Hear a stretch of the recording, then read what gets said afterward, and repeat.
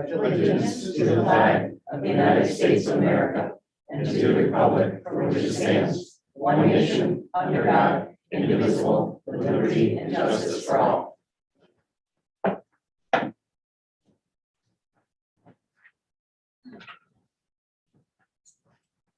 Okay, thank you everybody for coming. The first item on our agenda tonight is our audience of citizens.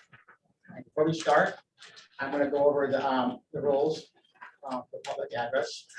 The board may permit any individual or group to address the board concerning any subject that lies within its jurisdiction, except as noted below, during a portion of the board's regular or special meetings or designated on the agenda for such purpose. 3 minutes may be allotted for each speaker and a maximum of 30 minutes total to the public comment period. The board may modify these limitations at the beginning of the meeting if the number of persons wishing to speak makes it advisable to do so. A Board of Education member shall be appointed by the chairperson prior to the meeting to act as timekeeper for the meeting if deemed necessary by the chairperson. No boisterous conduct shall be permitted at any Board of Education meeting. Persistence and boisterous conduct shall be grounds for summary termination by the chair of that person's privilege of address. All speakers must identify themselves by name and address. Speakers are required to refrain from presentations that discuss specific employees of the Board of Education, regardless of whether or not the employee is identified in the presentation by name or by another reference that tends to identify an individual. Members of the public are encouraged to submit commendations, comments, charges, or complaints concerning specific employees to an appropriate administrator and/or the Board of Education under provisions of Board of Education policy. Finally, the Board of Education does not typically respond to specific questions during the course of the meeting, but may direct the superintendent of schools to respond and clarify a specific question or issue at the meeting or subsequent to the meeting, or the board chairman may respond on behalf of the Board of Education. I'm going to appoint Alan to your timekeeper, and I'm going to ask Karen to watch the board to make sure that no one jumps in and wants to speak. Do you have someone watching online, just in case there's anybody in the audience online that Karen You try. channel help us? Yeah, Trent. We have one. We have one person who is not a panelist who is watching Okay. as an attendee. Start. Thank you. Who's got the stopwatch? Rob Lemire, I live at 27 Briarwood Drive here in Old Saybrook. I grew up in Old Saybrook. Just moved back about 4 years ago, but I grew up here. Love this town, love what it offers. I have 4 children in the school system. We were lucky enough to have my son get selected for the Marine Science Magnet School. And come to find out that he's unable to play sports while attending a magnet school. I'm extremely passionate. I know some of you on the board, James, know kind of my history and what I've offered and from other towns, but I'm extremely passionate about connecting communities and kids and activities and sports in general. I was a Cub Master for 10 years back in my old town in Killingworth. Came back to town here, and I'm actually developing a disc golf course for the town, volunteering. This will be my 3rd disc golf course that I've built for towns. Really trying to get kids in activities outside, indoor activities because of COVID. COVID's really changed the landscape and connection to communities. It's really fractured us. So it's just we're very disappointed in my son Jameson moving back to town, trying to make good connections in town with kids, and then decided to apply for the magnet school, got into the magnet school, but now can't connect himself back to the town. So those kind of relationships I'm afraid are going to fizzle and in the community, which would draw you back to Old Saybrook. And this is a great town. My best friends in the world are my high school friends.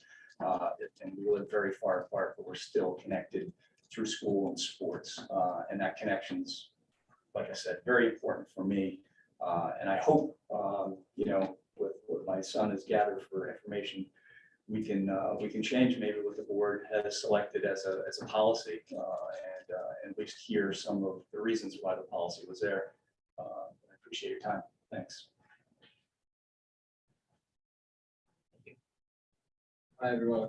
Hopefully you remember me from last meeting. I'm James Lemire. Jameson Lemire.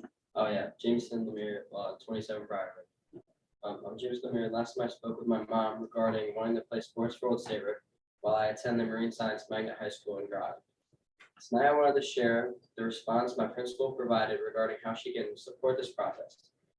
Principal Emma Trudeau stated that she regularly communicates with the athletic directors and administrators from sending towns to verify eligibility and communicate important information.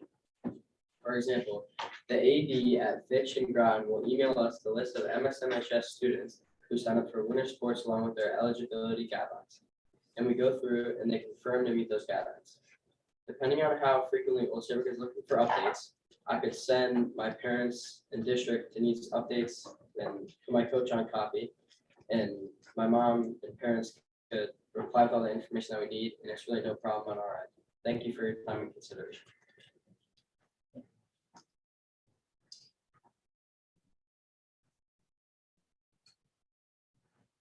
Anybody online too? Her hand up. There's not a hand up at the moment. This concludes the public comment portion of our meeting this evening.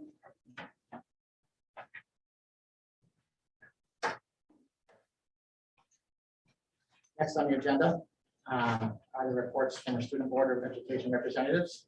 We have one here and one online. All right, so yeah, like I said, I know Elliot's online, but to start with some general updates. These are mostly about the schedule, different responses on what I've heard from the 8 a.m. start time. A lot of people like it because they can make up later, except there is a lot more traffic. Drivers are noticing because both schools are starting at the exact same time.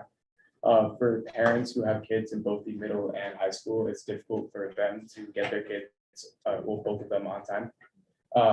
Bus rides, I've heard are interesting. I haven't taken the bus yet, but they're interesting because both middle and high schoolers are on the same buses. And from what I've heard, bus rides home are taking longer than they usually would. Regarding the new 8 and then 6 block schedule, a lot of people are saying Mondays are starting to get difficult to kind of get through because they have all 8 classes. And like every teacher is trying to cram in everything on that day because they know that they're going to drop a period later on in the week. And from what I've heard, Mondays, well, and myself, Mondays are kind of becoming quiz and test days, and they're kind of like overload days. Like I said, teachers are trying to cram a lot of things in, and they want to make sure that they're not necessarily overlapping and the times being used properly. For Flex, like an update for Flex, from what I've heard since last meeting, people are loving Flex. They say that it's nice to have these 30 minutes to kind of allot that time to whatever they feel they need. And people are saying they feel less likely to take a study hall because they have that flex period. A lot of students, myself included, are using that time to see teachers and ask questions as well as communicate. And it's interesting because I do remember I mentioned this last meeting, but personally, I feel like it's a good kind of block to have because it's meant for one thing and one thing only. There's freedom without there being real freedom. Like you kind of still have to get things done. I feel like it's a really good way to kind of guide that or streamline that in like in a certain way. Well, one of my friends that we were talking about it earlier, he missed a couple of days and he said that flex period was kind of crucial for him getting back on track. And I'm gonna turn it over to Elliot for kind of the clubs and academic. I don't know if he's here. Can you guys hear me? A little soft, Elliot. All right. Can you hear me? Yep. All right. For the academics, the picture day was last Thursday. The high school open house went well. Parents seemed enthusiastic throughout the night. For extracurriculars, the play has started and auditions were the week of the 15th. For the sports, the girls soccer is off to a 1-1-2 start. They play North Brantford. They're going to play North Brantford in the coming days, and September 30th is the lighting ceremony with the girls soccer game against Morgan. For the boys soccer, they started their season 4-0, and their next contests are against Westbrook and Valley Regional. For the field hockey team, They started their season 2-2, and they play Haddam Killingworth next, and following that, East Lyme. Football and cheer, they're 0-2 right now, and they're playing Capital Prep this coming Saturday and Cog the week after.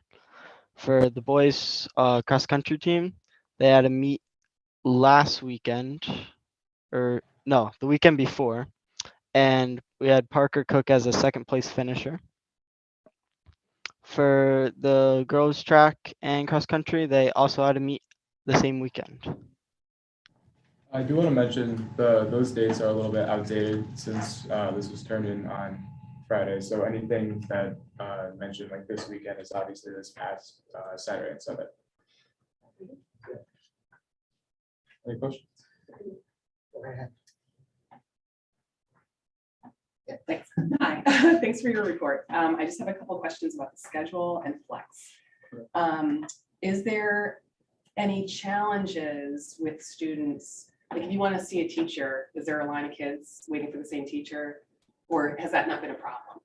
Personally, it hasn't been a problem. And from what I hear from different people, teachers are really good about making sure that everyone is accounted for. Okay. And I think it just works out in a way that, like, just, I don't know if it's coincidence, but that buildup hasn't been a problem. Yeah, and the teachers are not teaching during that time, right? They're available. But yeah, all during that flex period, none of the Everybody's- teachers are teaching like a class. They just have their flex group that it's sort of like a homeroom, and Oh, I then see. if people That come, becomes advisory on Yeah, Fridays. yeah. Okay, and if good, people come and the teachers will attend to that based on the class that they take.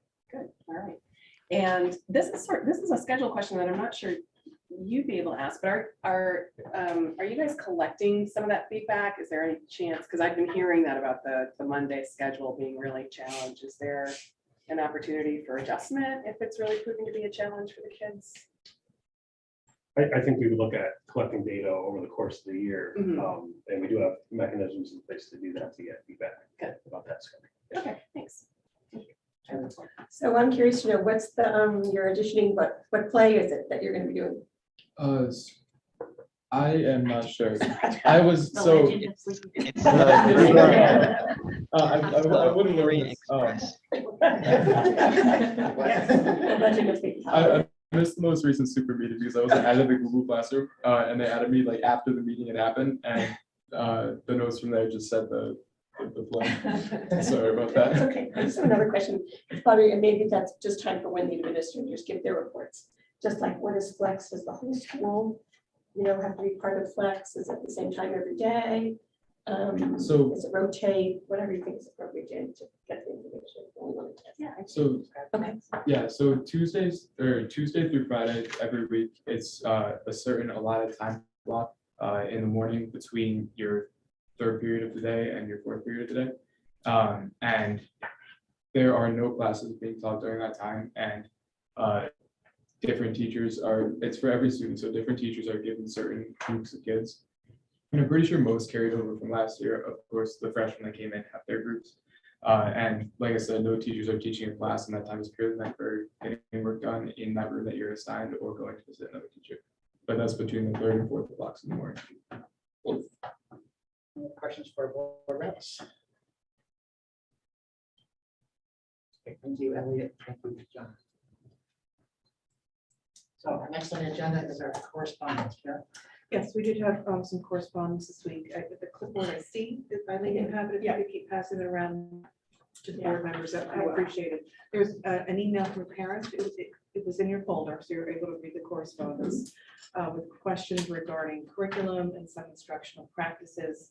The superintendent continues to address these concerns. And did you want to add? Yeah, I had said, we met with the executive board, and I was suggesting that, I spoke with Dr. Goss about this, that we have a curriculum presentation. It probably would end up being sometime in November, just because of what our schedule looks like right now. But I thought it'd be good to have that so that she can go over how curriculum is created in this, in Old Saybrook. What are the influences on our curriculum? What becomes a state influence, what becomes a local influence, what tests influence our curriculum. And, what comes for the board, what gets decided by instructional leadership, and then what is individual teacher choice, if there's some understanding of that. And maybe on that night, to address what you probably read in the letter, maybe the board would like to consider having more than one audience of citizens. So that after the presentation, there could be an opportunity to say a few things too. I thought that might be a great place to start. So everybody has the same knowledge, because some board members are brand new, some board members have been here a while, and thought it would be great to start there. George? No, I don't, I was just, it's not really good, but I mean, certain a lot of people, I'm just saying, I think it's a great idea, and I think it addresses the concern of the letter, but I think, the concern I have is, doing that in a board meeting, because again, this is a meeting in a public forum, right? Or if we have exactly what the term is. It's a board meeting held in public. Okay, right? precisely, Yeah. right? And so I don't want it all of a sudden to become a dialogue, right? And so Right. I'm just wondering whether, I still be interested in that presentation, but I'm also wondering whether that could also happen in like a PTO or PTA or a student or where there would be a dialogue between parents. And just a different form. Yeah, we can take it through different routes. Right, Yeah. yeah. Because Yeah, I- I wanted to educate the board too. Absolutely, Yeah. absolutely. I definitely want that, but I'm just Separate, concerned where that deal may open Yeah. up a situation where we have dialogue. I think before, in the past, I'm sure if you remember this, when we had particular issues that we thought people would want to comment on after hearing more news, we just added a second audience of citizens, sometimes at the end of the meeting, sometimes in the middle of the meeting, or move the whole audience of citizens out of the top of the meeting into the middle of the meeting, to streamline it. And we could do that again. Or we've also done in the past where we've had special meetings that were just one topic meetings, and those were more Q&A at the end kind of thing. Wasn't so much a board meeting as it was a meeting to which the board members were invited. Absolutely. Yeah, and we can do that too. Board's preference, we can do multiple things. We can do the presentation to the board, make sure everybody has the same information. And then we can do a follow-up Q&A. Before COVID, remember, I used to do those coffee nights with families. And people could come and just talk about anything, and administrators would join me, but that all changed. But maybe it's time to dust it off again. Although we went to the Google Meets and those went well too. Okay, so I have the board clipboard that has to be passed around to the board. So the letter that you were saying, Karen, no, it's in our packet. But the other piece I wanted to mention, and maybe this is more of a conversation, is that I think that the letter, or however, address some specific materials. So maybe that's something that you can, not necessarily this evening, but can talk about, because I think that's also, right, it's like a teacher choice in terms of materials and what they use, and we don't want to, there's not an overreach here. Yeah, it's addressing all of that. Yeah, I think she mentioned that in the curriculum presentation, it would flow down to all the So different that's levels. great, only because they have that on the clipboard previously, and I didn't see it. Just curious, you were talking about open dialogue and maybe not having an open dialogue.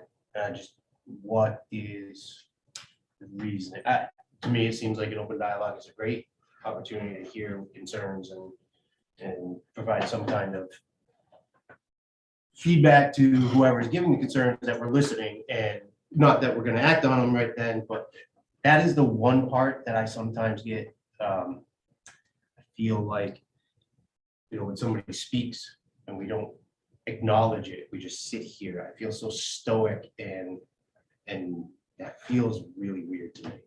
So it's the commercial policy practice, whatever, of this board, that we basically speak in one voice, essentially through the chair. And so each of us do not basically speak on behalf of any particular party. And so whether these meetings or anywhere else within public, you meet someone that's not shop, sort of different situation. So it's basically carrying that. And so, I mean, we can sort of have another Q&A, another article citizen later on. But again, it's going to just be a 3-minute one way. There can be no responses back, because once we change that, then we broke the dam, right? So I mean, it's just a practice. May I suggest that this is a really great question for our retreat, and we missed it last year because you didn't get on the board till November. So in the retreat, we go over the board's practices And Anna Littlefield, the attorney, runs it, and she can explain the law and how the public meeting works. And this question's come up before. We brought it to this meeting, that meeting in October before, so I think it'd be a great one to bring up again. And I'm Parents just writing it down collecting as those agenda numbers. topics to talk about, and that's the form where we can talk about how we function as a board, which we typically don't do at these meetings or other agenda items. So that's why those two meetings are really critical to come to. Thank you. Okay, the next item on the agenda is our meeting minutes, and I'm gonna need a motion, to approve our minutes from the last meeting. Second. Ellen? Okay, need a vote on that, please? All those in favor? And just a point of order, between the motion and the second is the discussion, if there's any changes or anything that needs to be made to the minutes, so that's when that would happen.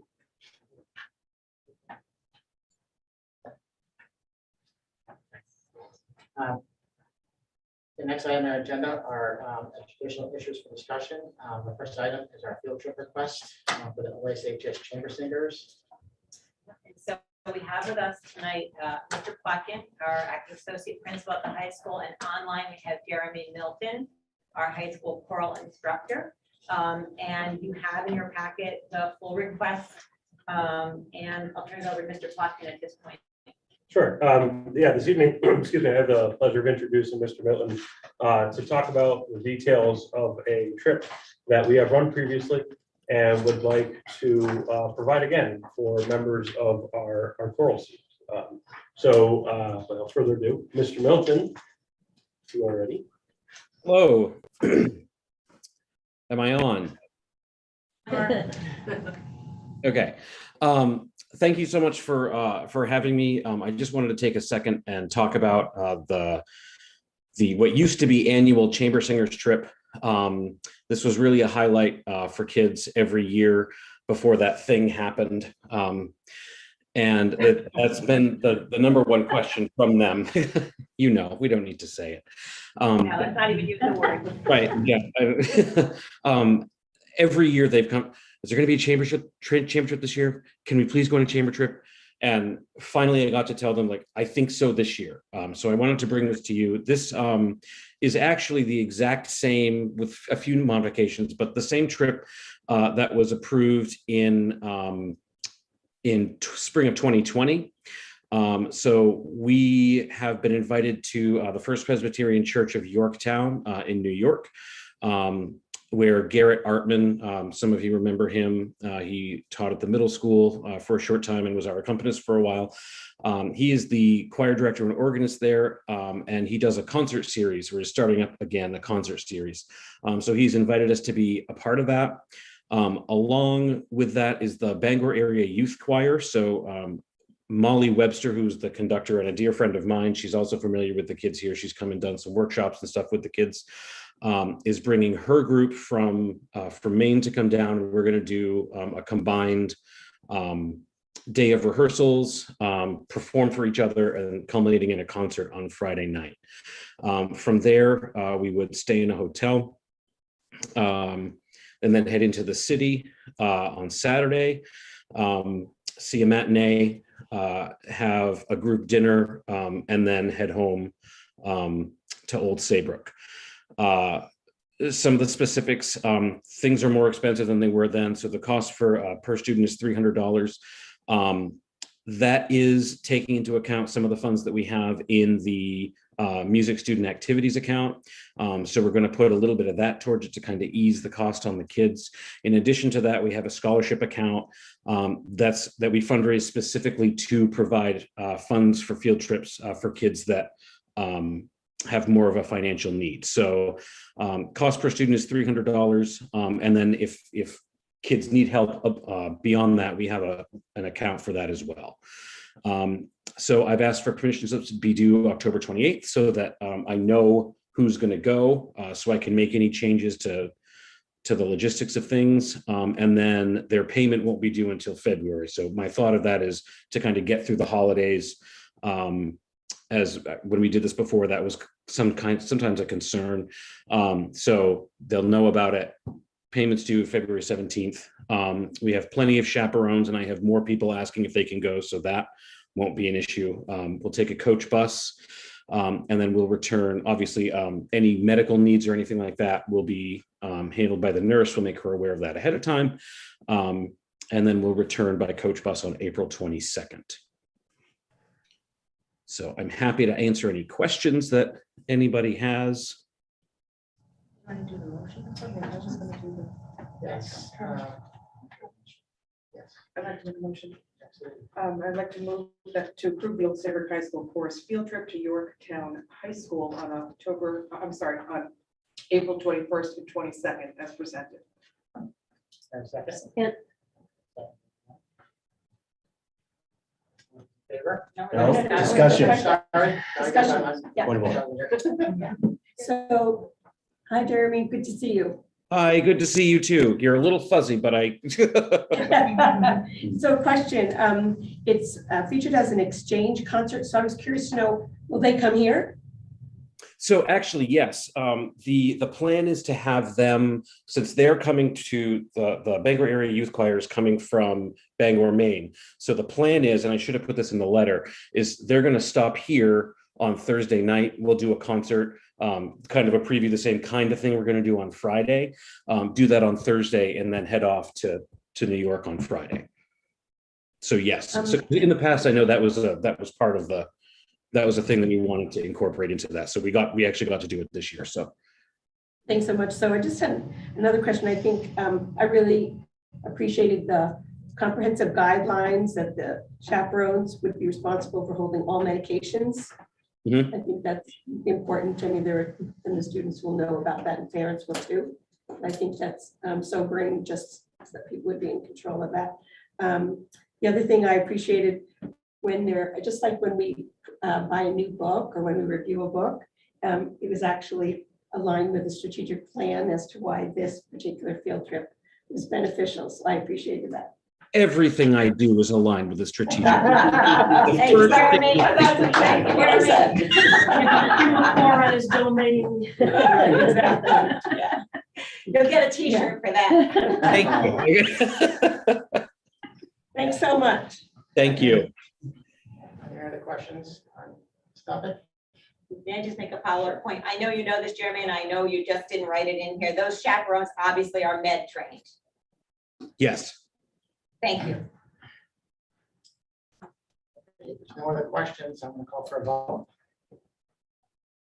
All those in favor of the field trip? Any opposed? Abstentions?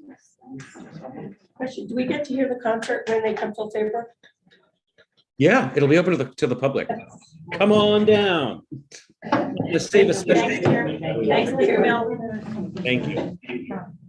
So the next item on our agenda, the magnet school students and athletics. Before we go with that, I'd like to have some discussion, like our superintendent, Jan Peruccio, to make some opening remarks and comments. Sure, I'd be happy to do that. So after the last board meeting, I spent some time doing some research and as I said, the executive, the leadership of this Board of Education met and asked me to put this on the agenda tonight. So I had to do some research on this to be ready for that.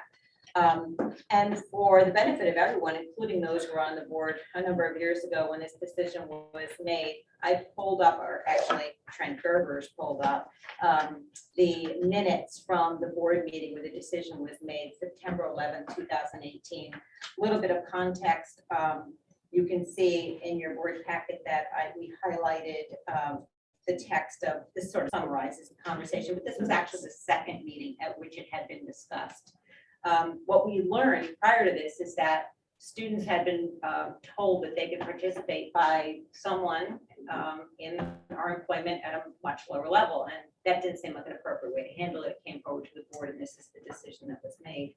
And so we let, at that time, it was just a learn magnet school, I think it was Marine Science again, that had students that want a student who wanted to participate.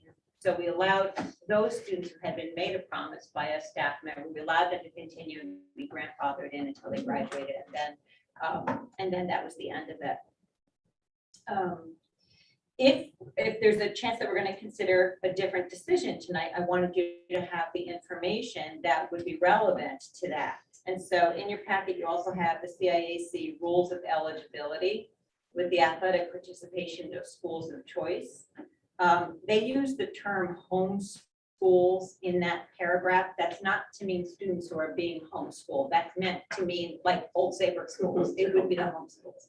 So just to clarify, I'm sure you had a chance to read that. And then also because this is CIAC, they only discuss sports. But I'm going to say that the board is going to consider this. You also need to consider, are you extending it to other non-curricular, extracurricular activities like clubs? So there's that document. And then there's also it says Appendix B, rules of eligibility and control. And on the second page there, there's highlighted text that talks about the CIAC summarizing in my words, but you can, I'm sure you read it.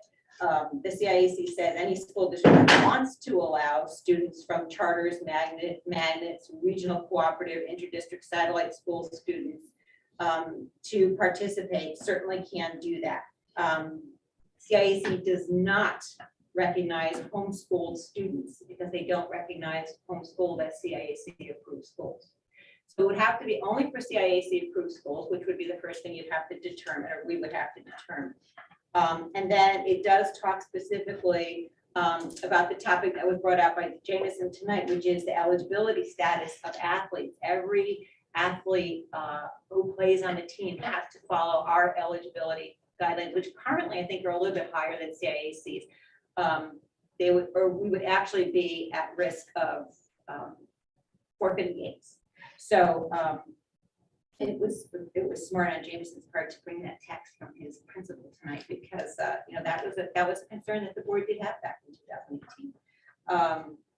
So there's that piece. I also did, please don't consider this a scientific survey. I got hold of some superintendents I was able to talk to. I made sure I got some of the ones from around here, but I also happen to be in a room with people from other parts of the state too. So you'll see that the two questions I asked were, do you allow students from magnet schools or special ed outplacement facilities and or home schools to participate in athletics at your high school? And do you have a policy, a board policy addressing this? And you can see that the answers were split on allowing athletes to participate. None of them allowed homeschooled athletes to participate. None of them have a board policy on this. The Region 4 was great. They shared an agreement that they use with their student athletes, which I don't think goes far enough. If we were going to make a change, I would want to add, it shouldn't just say public magnet school. It should include all the CIAC language about all the different schools. It should also say special ed because we certainly don't want to look like we are discriminating against anyone. And then I would also recommend if we use a form like that, we'd also have to get people to sign up on rules regarding compliance with academics, discipline, conduct for students and student athletes of Old Saybrook Public Schools. So those are the documents that I gathered. Couple other points for me to bring up on all sides of this issue is that we will need to, if we're going to do this, we would need to have that line of communication with the schools. Right now, our number of students in magnet schools is much smaller than it was when the board first considered this. I don't know exactly what the number was, but it was closer to 20. We're now at 6. We would have to decide, I think, and most of the schools that I spoke to do this, they only allow students to participate in sports, and all of them were just sports. If the school that the child attended did not have that sport.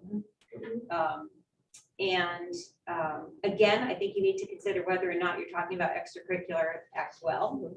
And it would have to be extracurriculars that meet after school hours. It cannot be extracurriculars that meet during school hours. So it's a little dicey there. We would not be able to provide transportation. So we need to consider, would parents be able to bring their children to the field at the high school, or they have to get them to the bus because they have to travel on the bus to the game. They can't go separately. And then the only other thing, and I'm just presenting all of it to you, is that, believe it or not, if one of our students is arrested, there is a law that says I'm supposed to be informed of all felonies. And this is certainly not about present company. But should somebody be arrested, I don't know that I would be if I weren't the superintendent. That's like probably 1 million, especially in Old Saybrook, but I needed to present all of the facts to you. So that is what I have to present. That's my homework. That's the summary of my homework that I did.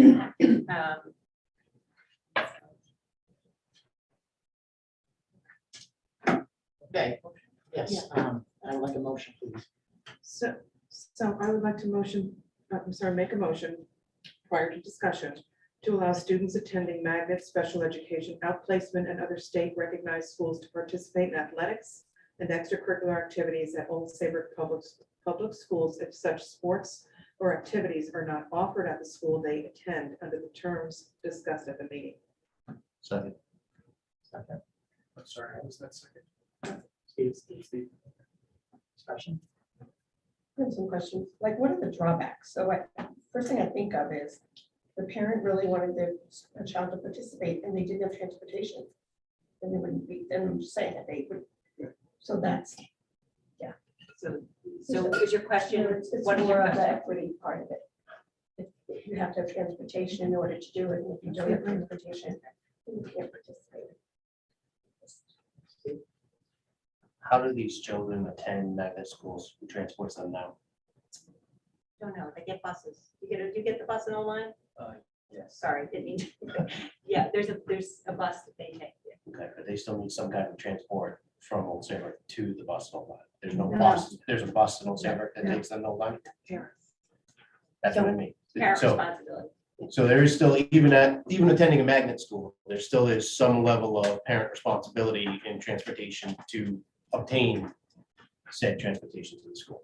We're not required to transport students to the magnet school. They just happen to be able to go on the bus that Old Lyme pays for that goes to the magnet school. So we pay a small fee to Old Lyme to allow them to ride, but technically we don't have to do that.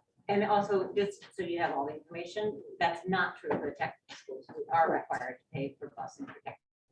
Right, but this wouldn't apply to technical schools because they have their own sports teams. Maybe. Oh. That's not necessarily true. Well, is a technical school considered a magnet school? Well, it's not just magnet schools. If you look at the CIAC document, We our motion specifically states magnet schools. right? It also says special.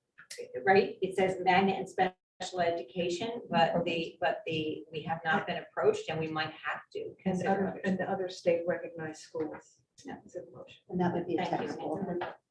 As long as, if I remember the motion correctly, this is off the top of my head, as long as it's not a sport provided at that facility. Right, so not all your technical schools have football, let's say, I don't know if that's true, but they may not all have it. So we would have to be, if we're gonna make this change, we need to be fair and equitable as much as we can be. Yeah, are there, I guess this is a question for Jan and Julie. Are there any codicils in our insurance plan that would allow for students that are not necessarily Old Saybrook High School students in this case to participate? In other words, would there be a lapse in coverage if someone that was, I'm not sure what our coverage actually entails? We checked on that last time, Mhm. and the answer we get from our insurance company is always, what's your risk? What is your aversion to risk, you know? But we did not ask this time. I don't know if you're aware, Julia, whether or not there's anything. I would have to double check, but I believe last time is if they were a resident of the town, then they would be covered. But I'm not sure that the current, the policies change every so many years, things change, they put exclusions in and so forth. So I would have to double check that. And the only thing I would say on that is with about 50% of the towns that I checked with saying that they did allow, or maybe a little bit less, I would imagine we're all probably carrying about the same insurance. So I'm thinking that it probably is covered, but we can double check that.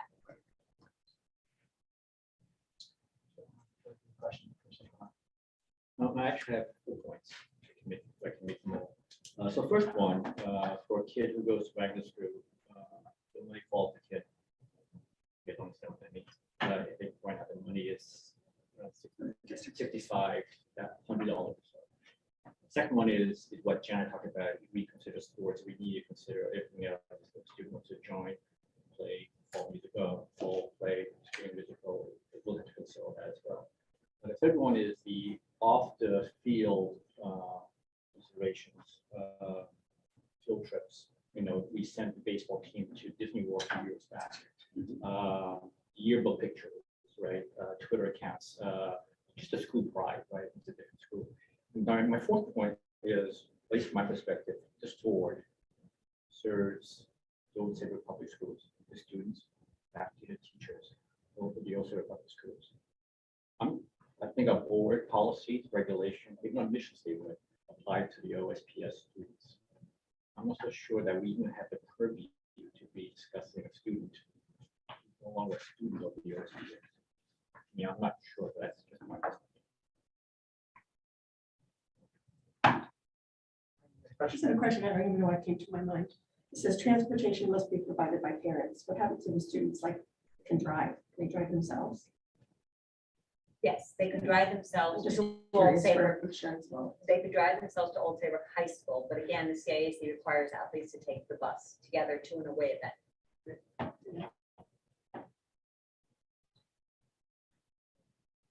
I have a question about resourcing, monitoring of the program, right? Do we resource it through Brendan Saunders, where he has to maintain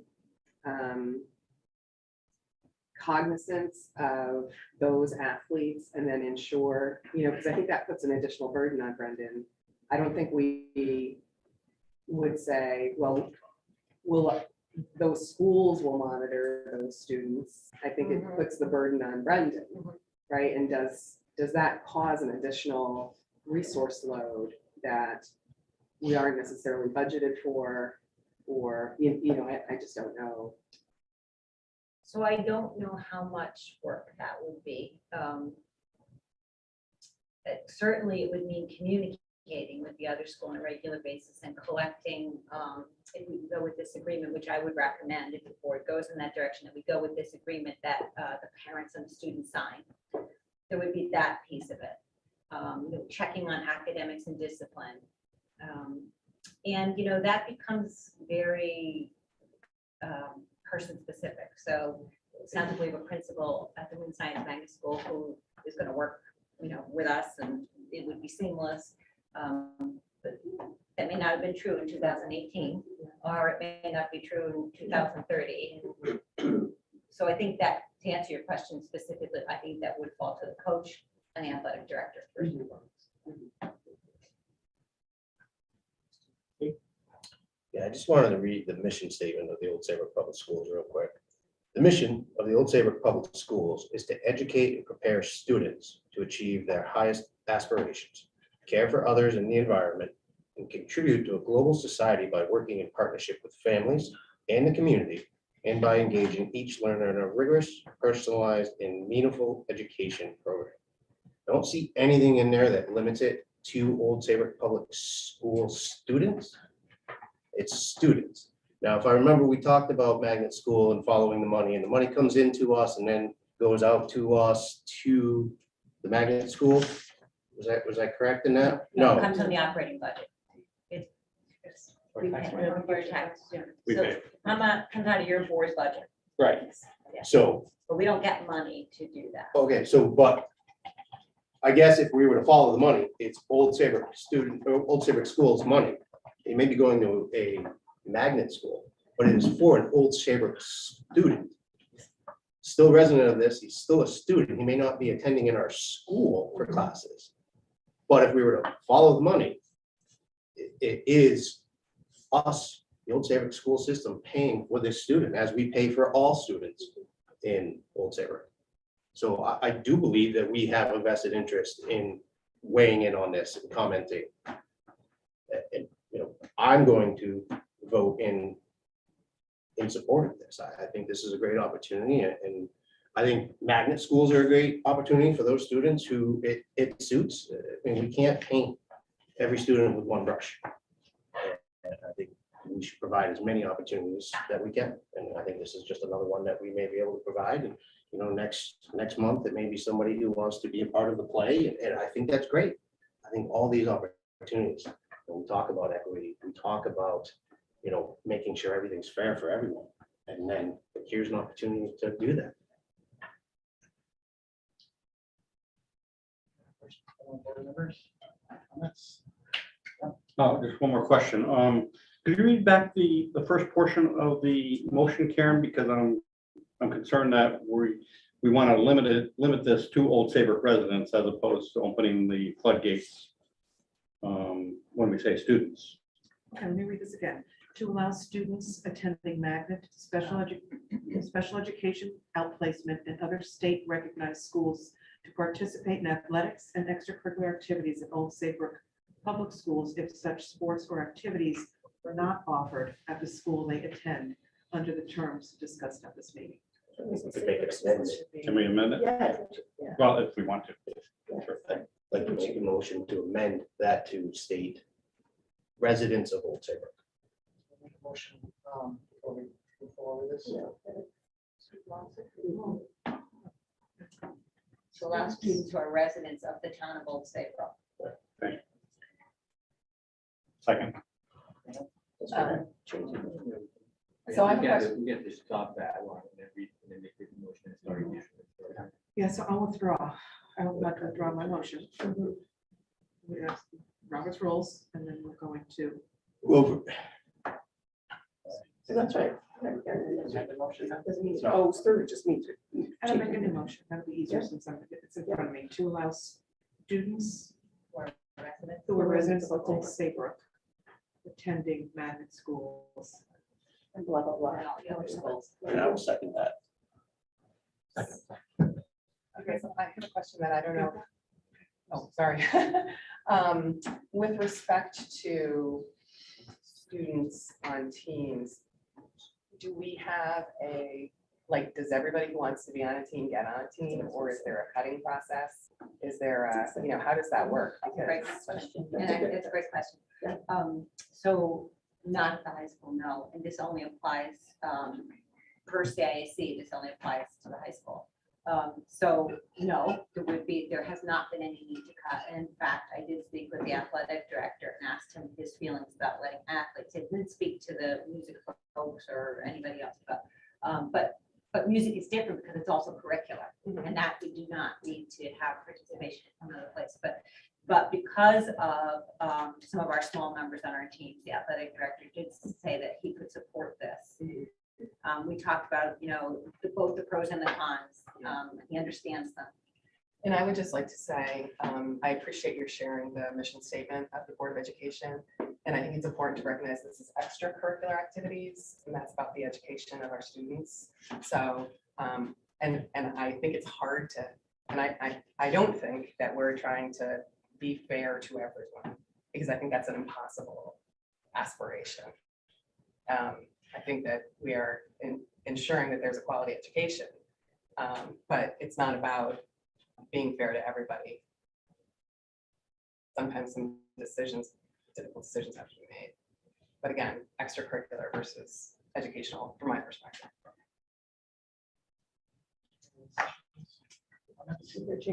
Again, maybe you can delineate, again, the pluses and the minuses, but the drawbacks for approving this. I think I did some of the complexities. I don't think any more than that. The positive would be more student athletes for a small school. Some talent maybe, that's always great to add some additional talent. The opportunity for these students to play with students they probably know and students who know them. And an opportunity they might not get at another school. So that would be good for the individual. And the cons are those things that I listed earlier about, the equity piece on transportation and the fidelity and the kind of chasing the paperwork. But honestly, it's here for the board to consider, and we would make it work either way. I appreciate what Karina said in terms of you can be in a magnet school and you can try out for something, but it doesn't mean you're automatically going to, be participating. Yeah, I think that'd be a rarity here. Okay. First. Yeah. I just think in a time where we're so concerned about the social emotional well-being of our students, whether they are actually a physical student at Saybrook High or at a magnet school, I think it's a great idea, and I say let them play. And when we can however we have to work with the logistics of it, we'll do it. Some other questions? Call vote, but we read the motion, please. Karen, open. To allow students who are residents of Old Saybrook attending magnet, special education, outplacement, and other state recognized schools to participate in athletics and extracurricular activities at Old Saybrook Public Schools if such sports or activities are not offered at the school they attend under the terms discussed at the meeting. Board members, all those in favor?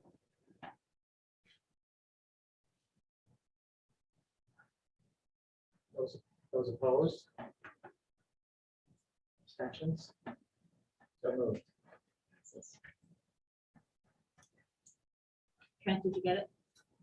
One. Yes. Next on our agenda are the DESA ratings presentation.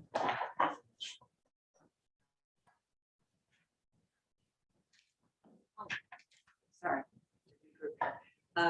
Leah is here with us this evening. Leah O'Connor is here with us this evening. She's been working very hard on DESA. Since we took it on last year, we were one of the first to do that. And so Leah is here now to give you an update on our findings and what's next. Okay.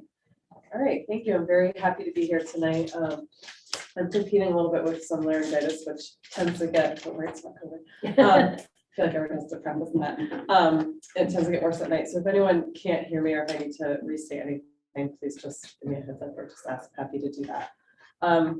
So as Jen said, my presentation tonight is about our first piloted SEL screener, social emotional learning, that is a really strengths-based tool that our district was fortunate enough to be a part of and using last year. And I'm going to give a little bit of the background for those who may be new to the DESA or a little bit of a refresher, being that I last presented in March.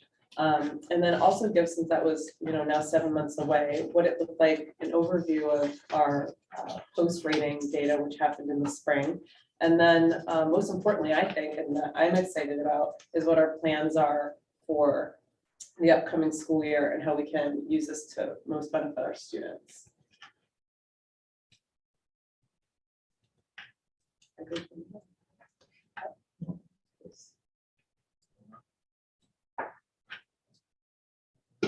Try pointing at the, No, it's gotta be at the computer. Oh. You want just arrows? switch seats. All right, well, then I guess I will. He's driving. All right. Jack of all trades. Thank you, Trent. So a little bit about the background data of the DESA. It stands for the DuVro Student Strength Assessment, and it was originally developed by the Center for Resilience Children.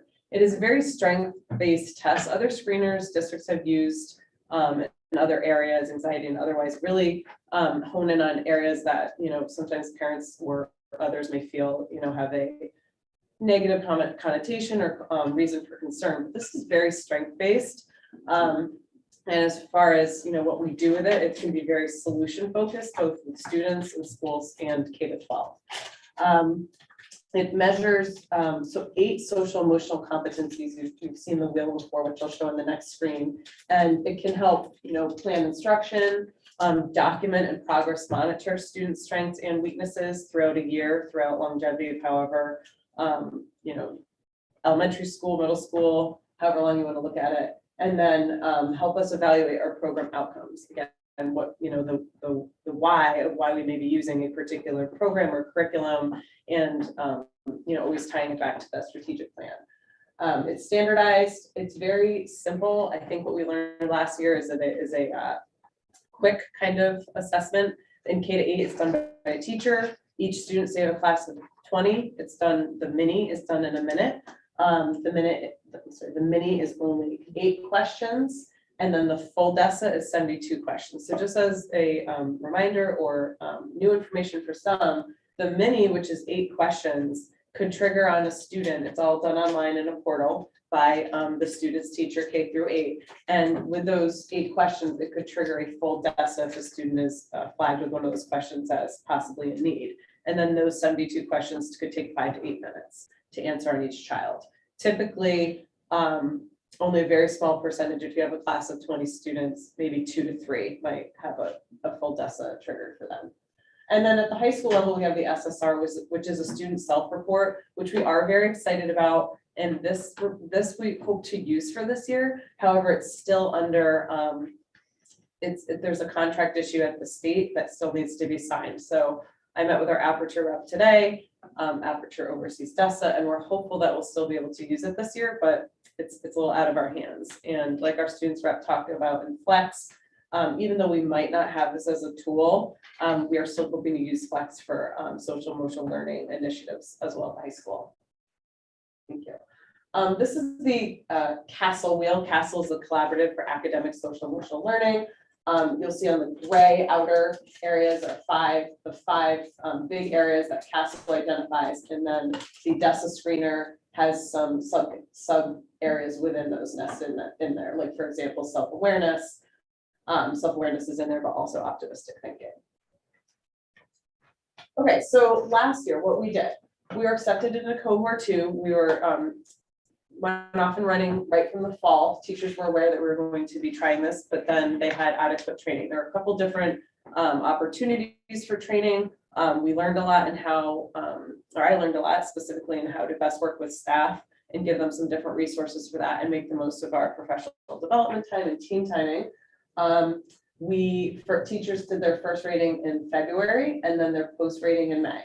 So really it would look like that we had, several months to implement what we call growth strategies, but really for our social emotional teams at each school to really look at the data and try to make those best moves. We did take a little bit of time to look at that and then had maybe about 2 months to instruct teachers and to give options for what we call growth strategies in several competency areas. This year, we're going to have K-8 teacher rating, 3 rating periods, October, January, and May. We're all set to go actually within the next couple of weeks. Teachers are very familiar with it. The portal's very easy to use. We will also do a data review on competency focus and growth strategy implementation throughout this year. We're able to really get that midpoint, and then, which I'll share in a little bit, some of the data that we learned between February to spring of last year. And we're not inhibited by not having any information to start off the year. So the information we got from last year, we're already using to inform the fall instruction, which increases opportunities for our SEL connected to data and needs. And as I mentioned, the SSR, we're hopeful for at the high school. The self-report, each student would do that on their own, ages 14 to 18. So as I mentioned, we are always, cognizant of connecting to the strategic plan and not just as a, we connected it to the plan and check off the box. I think social emotional learning comes up in almost every conversation with teachers, with teams. We're having such a positive start to this school year, being with, I think a lot of it is the COVID restrictions ease, but there's other reasons too. But teachers have such a fidelity to this as it, scientifically is proven to enhance academics, a child's ability to learn, the cohesiveness of a class, a positive community in a school. So teachers and administrators are building goals to emphasize teachers embedding the concepts of social emotional awareness and understanding it in their daily practice. And we actually have some new programs at the schools, which I'll talk about in a moment, that are great crosswalks with the DESA. Some of the strengths we learned from last year, our students are outperforming national averages. This is pre and post. Nationally, our students were 8% in need, which is half of the national average. When I was on a community of practice call, to just give you an example, some other local communities were like, wow, what is Old Saybrook doing? How can you tell us more? Even from our pre-data. So that is really a strong point. Positive change was indicated in all 8 competencies. So I'm really happy to report that when you look at all 8 of those and a SEC, a social emotional composite score, looking at all 8, we had 10 to 15 to even 20% growth in both areas in even that short 3-month window. It provides equity for all students in our goals and being able to have this baseline, and speaks to our safe, supportive environment and investment in SEL. Okay, so this I did provide because it is extremely tiny up there. I did provide this as a PDF for tonight, if you have it in front of you or had a chance to look at it. So I wasn't doing a real deep dive into a lot of the nitty gritty, which I had done in March, but to just give you a visual, if you see the red, we have the composite score. That need for instruction is our students who are identified who need that extra support. Blue is our typical, and green is strength. Green is up there, but sometimes it's difficult to see. But these were our most in need students from the DESA administered K to 8. So you'll see that the composite score, as I mentioned before, we had 77% of students in need that went down to 59. The 2 areas we focused in between February and May in all schools was in both Goodwin and the middle school, because ironically enough, both schools had their numbers identified as that being the area that needed to be focused on, was goal-directed behavior and personal responsibility. This is not the only tool we use to assess students. We did listen to a lot of teacher feedback, and a lot of teachers were bringing up concerns about social awareness. And given that had at least a 10%, that had a 10% gap, it was in one of our top 4 areas of need. We're going to focus on that one this year too. But I just thought that was a great visual for just seeing, even in that short amount of time, definite growth. Yeah. May I ask a question at this Yeah. point with this? Help me understand this. I'm so sorry. I'm a little dense with this. So just help me understand red versus blue. Sure. So the red is students at our schools. The students who were identified in need, they took the full DESA. So we had a small So for 8%. example, so 77% of our students were in need before the DESA. 77% of the students who were identified for the DESA. So all students got the mini. Yep. Right. And then 8% of our students had to take the DESA, who had the DESA done on them. So these are most intensive students who need support. Got it. And so within those of the 41 total kids, 77% of those went from down to the 59th percentile for in need. Okay. And so they went up with their strengths. They went up to 41 percentile, like they went to typical. And so and typical is good, like typical is. Yeah.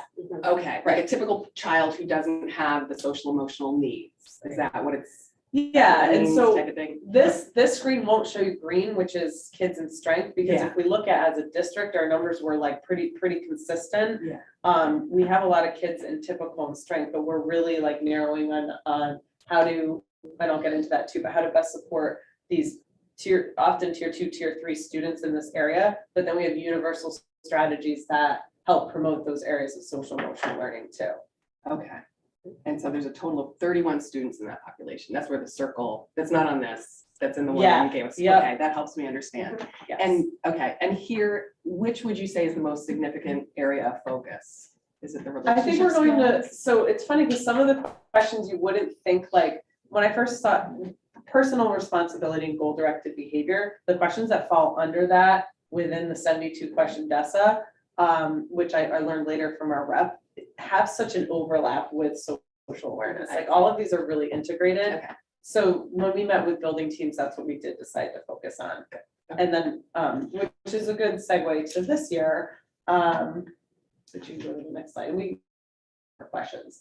Really, what are our growth opportunities for this year? What is like the so what, as we all know, of having this data?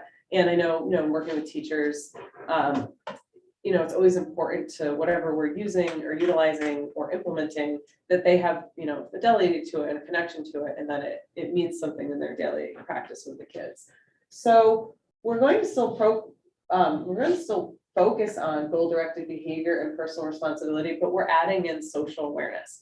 And we're looking at it for universal growth strategies because while the information we get can't really tell us unless you did a capture of maybe several more students in, say, a third grade classroom about what, you know, your typical student may need a little help on. Like, you wouldn't be doing a 72 question DESA on John Smith, who's already following in the typical, but we can get a little bit more information about these, you know, what areas are, you know, best practice for our kids and what's kind of working. And if you look from year to year, which kids had, are, you know, they grouped together, which grade levels. We saw a lot with grade levels, specifically in the transition years, if you remember, our fifth grade or eighth grade, which were struggling. So we already knew for planning this year, I'm sorry, fourth grade and eighth grade, what we had to plan right in advance for the fifth grade. So Can I just ask a quick question? I Yeah. apologize for stopping you. sure. I understand what goal-directed behavior is and personal responsibility. Mhm. What is the social awareness aspect? What is that looking at? Sure. I actually had and I could send this after if that's helpful for you. Each of these are defined by certain areas. And for social awareness, there's actually 9 questions when you do the full DESA, but it's a child's capacity to interact with others in a way that shows respect for their ideas and behaviors, recognizes his or her impact on them, and uses cooperation and tolerance in social situations. So this document was really interesting last time because it showed you which each question tied to. And like this a teacher might be asked, does this child get along with different types of people? And they rate it. Or they might be asked, does this child cooperate with peers? And it's a Likert scale. So that's within social awareness. Yes, thank you. Okay, good. And growth strategies is Aperture's term for how we, thank you, for how we, the tools that they offer to help students. So one of our growth opportunities is minimal staff training, which equals increased time for planful SEL. I, have 2 new teachers in the district who, specific to their role, will be doing this, and we've already been working together, and they caught on really quick, and their team members are on board for helping them.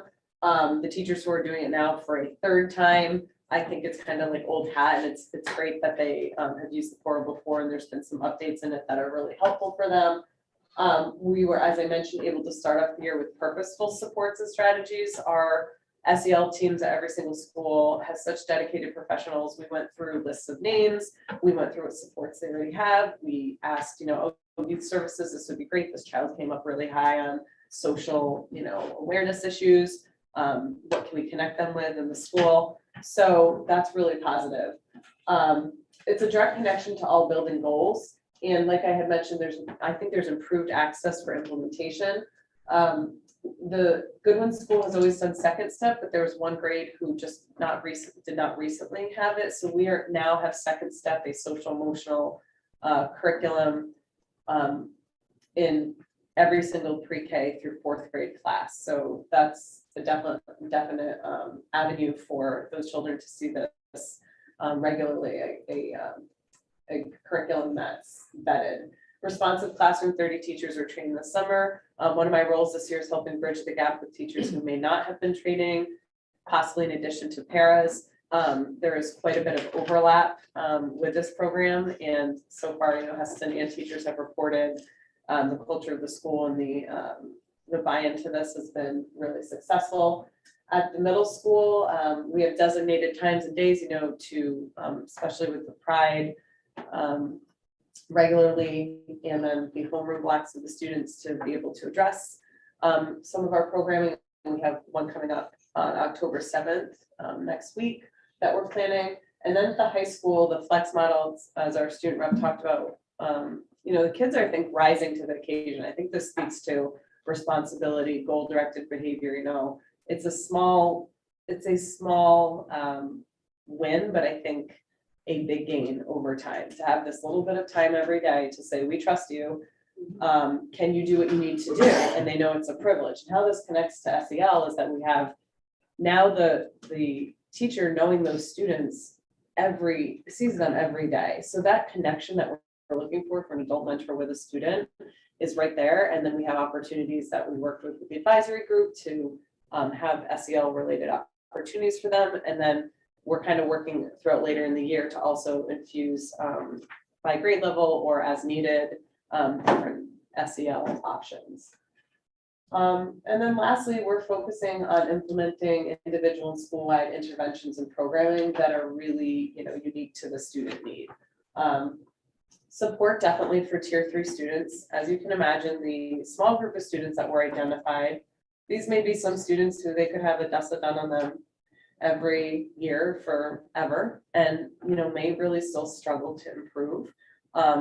Or these could be students who they make those little baby steps in the right direction. And, they come back from a summer and have in October, one evaluation done on them and they've made such great strides. Maybe we find them in a strength, between 6th grade and sophomore year or whatever it is.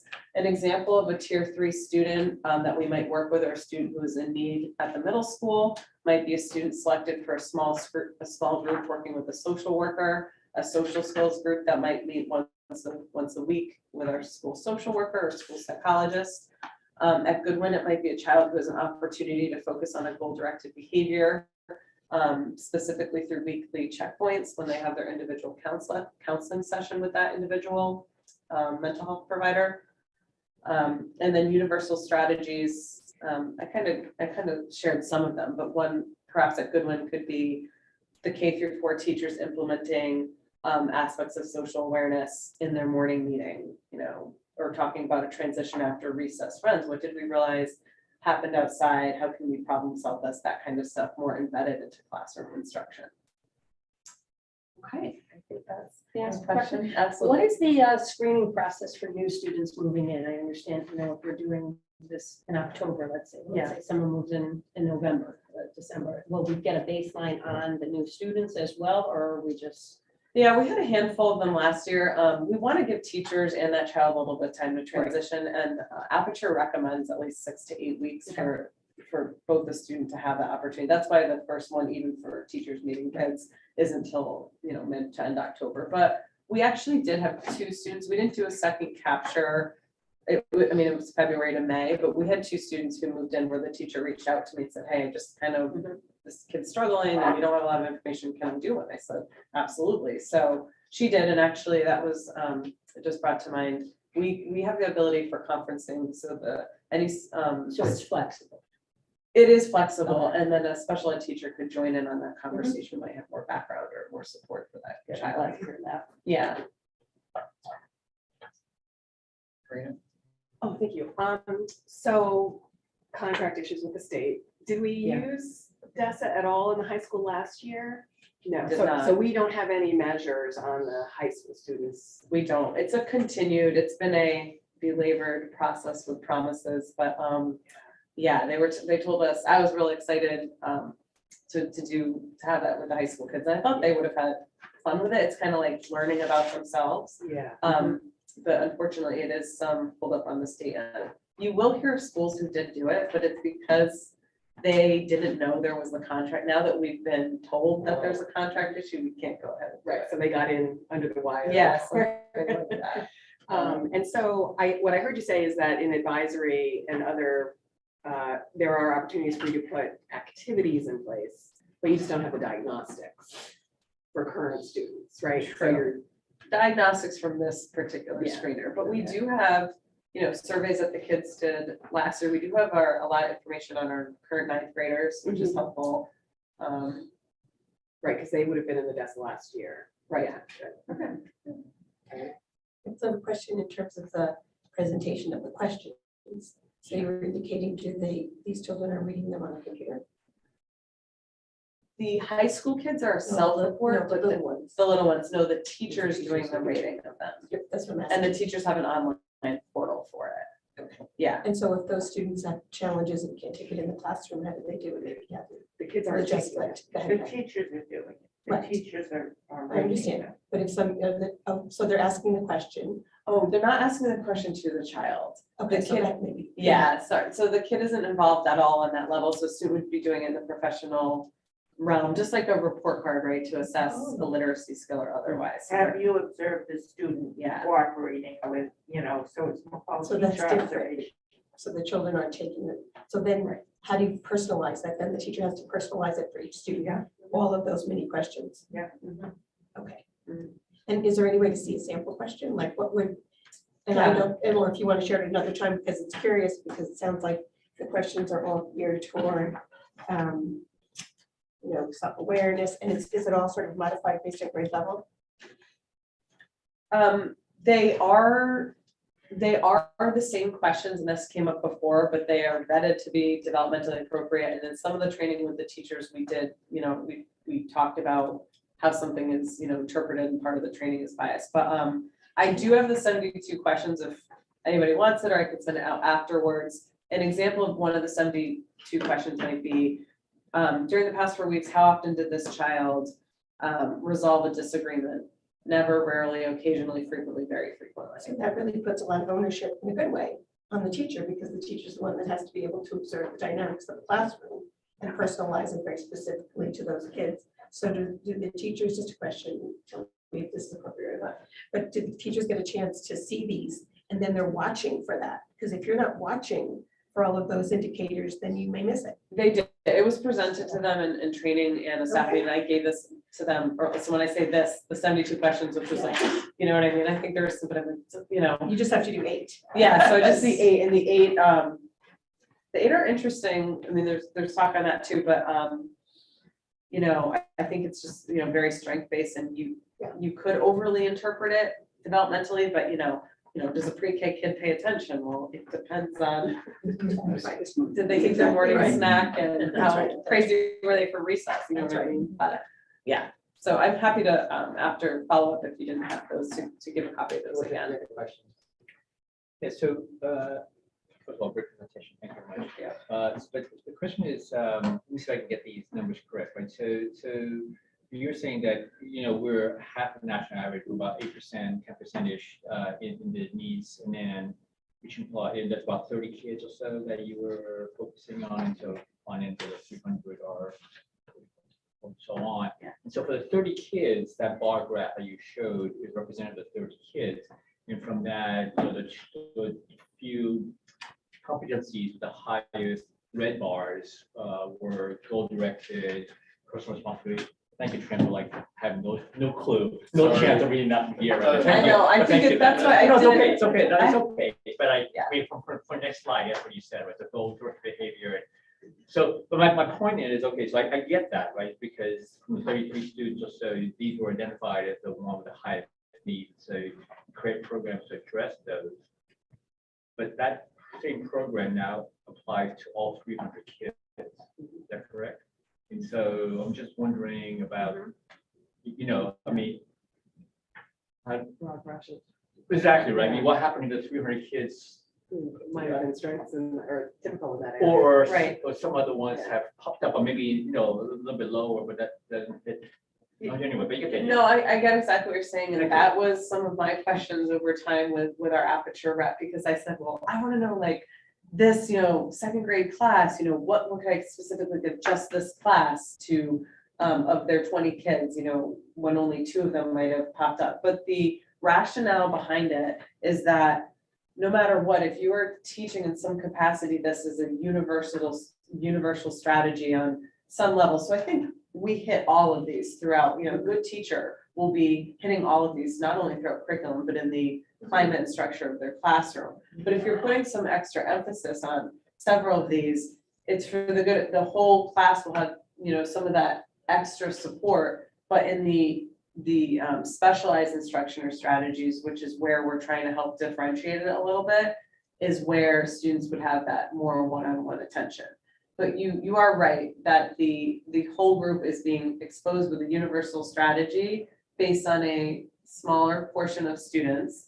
And one of my recommendations to Aperture said, is there a way to, find a little bit more data about those kids in the middle? Their suggestion to me is that each teacher does a sample set of 3 extra decas on a low range, mid, typical, and a high. And I'm not going to go there with teachers right now. It might be something at some point, but I think that would not be And I think if I could add, I think there's a little bit of adult behavior shaping in saying that what you're doing for this 8% of the population is good for all students. It's just good instructional methodology, good classroom management, and good. Absolutely. Thank you. I think that's a good point. Thank you so much. Yeah, thank you.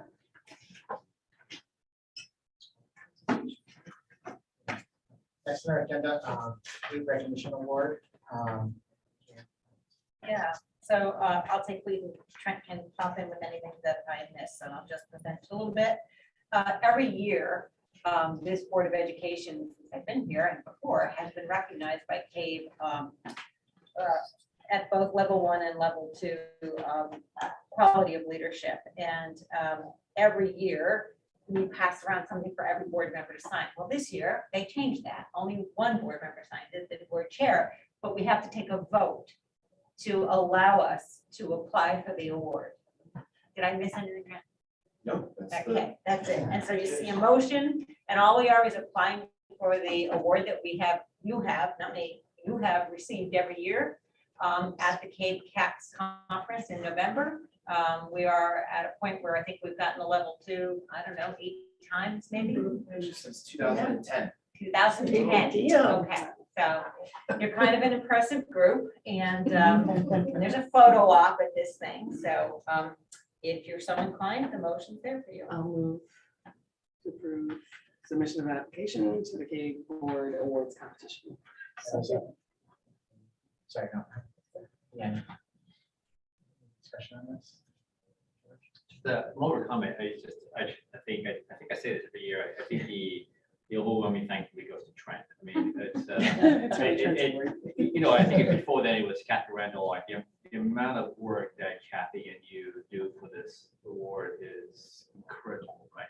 In the past we just signed. Now we don't even sign anymore. But, I don't know what to say. Thank you. Yeah, I mean, thank you so much. I mean, we win, but it's through you. It's my pleasure. So some of the most labor intensive things that I do every year are putting this book together and then putting the archive together at the end of the year. But it's really rewarding to do that sort of year in review and look at all the great things that the board has done over the last 12 months. And then at the end of the year, when I do the archive, all the things that Jan and by extension, the district leadership team and our teachers have done. So it is a good amount of work, but it's always worth it to look back and be able to put that together. So it's been my pleasure. No, I just think it's great. You can congratulate our boards of education prior and current to apply for this. But besides, when reading it, I didn't realize that the chairperson has to submit like an essay. Oh, yeah. And so I don't think I've ever seen, I've never seen, no, I don't know about you, but I'm saying I've never ever seen it. So I'd be curious to know, is the person maybe, do you keep those? Because I just wanted. The essays? Yes, I didn't even know. I was just reading it and I was like, oh, wow. So maybe that's synopsis. Yeah. Super. Even in the days when we had to all sign a piece of paper that said we agreed to that, I'm still perplexed as to why we need to vote to accept an award. You have to vote to apply. To apply for an award, okay. That's a new regulation as of this year, and it's basically just CAVE's way of making sure that the entire board is work with applying for this recognition. Clearly something happened. Yeah. somewhere. Yeah, right. Clearly there's a, and they have a new director. Yes, we do have a new segment. Yeah. Does a negative vote preclude our ability to apply for the award? I think if it gets voted down, we can't apply. Pardon? I think if it gets voted down. Oh, understood, okay, because prior to that, everybody had to sign on. Right, you all signed Otherwise, it didn't go through, Yeah. okay. So I'm gonna call for a vote. Some other questions? All those in favor of the motion? Opposed? Abstentions? So it's 8-1.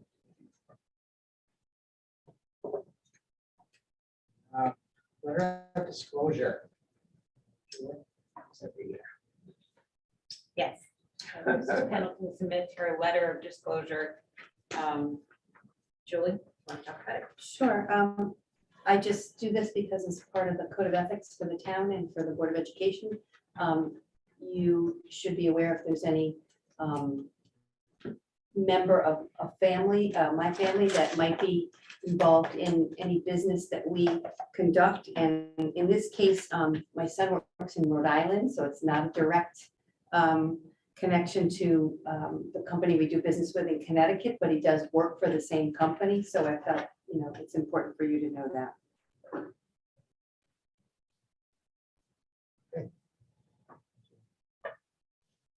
Okay, so we are up for our reports by administration. Esther, you're still there. Still there. You want to start? Good evening, everyone. Thank you for the opportunity. Just overall, it's been a great opening and great to return to normal, and excited to see the kids interacting and socializing in both large and small groups, and especially rewarding to have families come for open house and have everybody back in the building. But if you have any questions from my report, I'd be glad to answer them.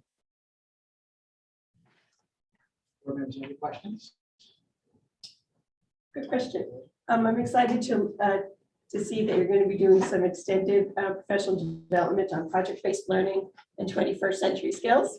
So does that come from, that Summer Institute? I don't know, remember the name. Open Way Learning. Yeah, Open Way Learning. So this is a continuation of two goals from last year where we started with project-based learning.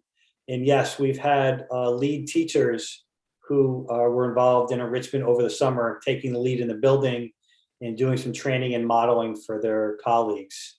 And the 21st century skills are something that the board and Old Saybrook Public Schools have been in favor of for a long time. And we're trying to put systems into every classroom. So this is just part of a normal day when kids are engaging in collaboration or problem solving, et cetera. Just one follow-up, and I was going to say bravo for doing your reset on your behavior reset in terms of kids coming back to school in the fall and kind of knowing, how to interact in the cafeteria versus the hall. And I'm sure that was a really great learning lesson. Yeah, it's something that we've done district-wide in all three schools, that we are really considering, where kids have been and where they need to go, and reemphasizing, a lot of the rules and procedures and transitions that take place every day, and making sure that students are fully aware of expectations. And so far, they've responded really well. Thanks so much, Justin. Thank you. Old Saybrook Middle School, Dr. Bachman. Hello, everybody. Sorry, it takes me a second to unmute myself here. We have had a really positive start to the school year. There's been a lot of different activities that the kids have been involved with that we've been able to do in some ways for the first time in a couple of years, including our celebration of learning. This was the first time we were able to get our whole school together. We celebrated and shared the work that the students did over the summer. And then was also able to have some fun, some games, some raffles. We even got the teachers involved there eating donuts that were hanging from strings and so forth. Really just a positive event to get the whole school together. We have also started a leadership group, and Mark Carroll, Emily Davis, and Nick Yakovu has been helping a little bit with that as well.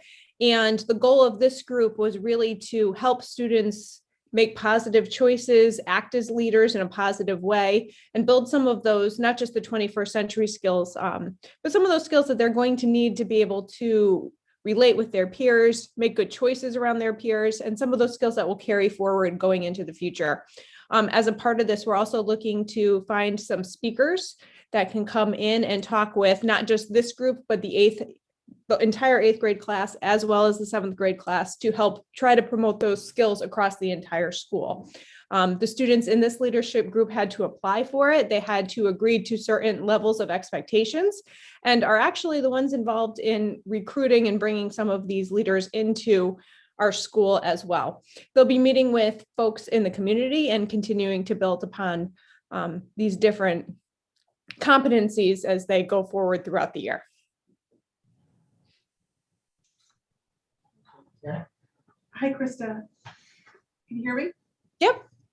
Okay, so I want to just follow up on your grade 8 leadership group. And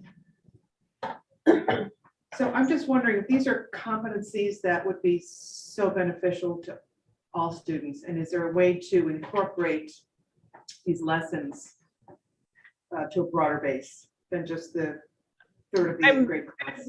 I believe that that's probably our ultimate goal, is to be able to incorporate more of this across the entire school. This was a pilot to kind of see how this would go and really gather a small group of kids together that we would be able to share, and that they would have a positive influence as well, not just amongst each other, but across the grade levels and across with their peers. So this is kind of a starting point that we're hoping to grow. Krista, didn't kids self-select into this? They did. So the whole thing was about finding it in yourself and coming forward and saying, I want to learn more. I understand. Thank you. Yeah. Hi, Krista. Hi. I'm very impressed with this leadership group. In fact, I've spoken with some kids in my neighborhood who happen to be in this group, and they're excited about it. And it was interesting to talk to them because, you know, it's a proactive approach to have them feel like, you know, sometimes I think we only accentuate the negative with kids, like don't do this, don't, you know. Now we're accentuating the positive, and I was thrilled to see how happy they were. They think it's cool that they're part of this, and I think it's fabulous. I give a lot of credit to the teachers who are running it, the fact that it's cool, because nothing that I do is cool. So I do appreciate that they have money to see eat a donut off of a.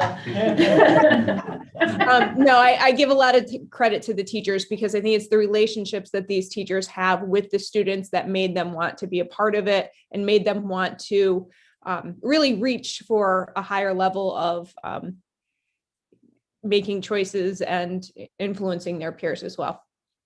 Right, because I think the ones that I happen to know, you know, they can have a positive impact, and with their personalities, as opposed to, you know, thinking that they're a cool kid on campus, they can actually be using their powers for good.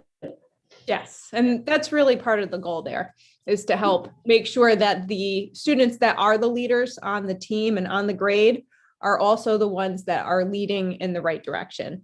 So I think for some students, they already had that positive influence, but we were trying to expand how they influence others. And I think for others have a lot of influence, but maybe needed some help in how to make sure that it was in the right direction. So it's an interesting combination of students, but they are genuinely very invested in it. So that's great. Yeah, just a question, could you just expand just for a few minutes? It said something about your celebration of learning and that students completed a summer learning project. So did all students have to do a summer learning project? All students were expected to participate in at least 2 of the activities. They were provided with a long list of activities right before they got out of school. They were supposed to do one activity that had to do with a reading, reading a book and doing something with that. Some students in replace of that did an activity with the library where they actually read a whole lot of books, and we involved Acton Library. They came in and talked about their program as well to encourage the reading aspect. And then they had to choose one other activity of their choice from this long list. And it included activities from every subject area, including the specials, and kind of gave them an opportunity to explore some of the things that they're passionate about, learn something new, and really start that idea of giving kids some voice and choice so that they continued their learning, but also got to explore some of those interests that maybe they don't always have time for during the school year. Is that school-wide? Yes.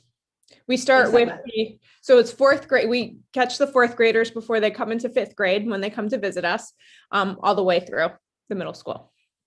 Great initiative. Thanks. Thank you very much. Saybrook High School. So as a segue from Dr. Bachman's report to the high school, we are actually happy to host the leadership crew from the middle school to work with some of and speak with some of our high school students about what it's like for them in leadership roles at the high school, what their attributes are, what their experiences are as leaders, and how they carry themselves, and talking about those competencies. So just wanted to mention that's going to take place next week. We're looking forward to that.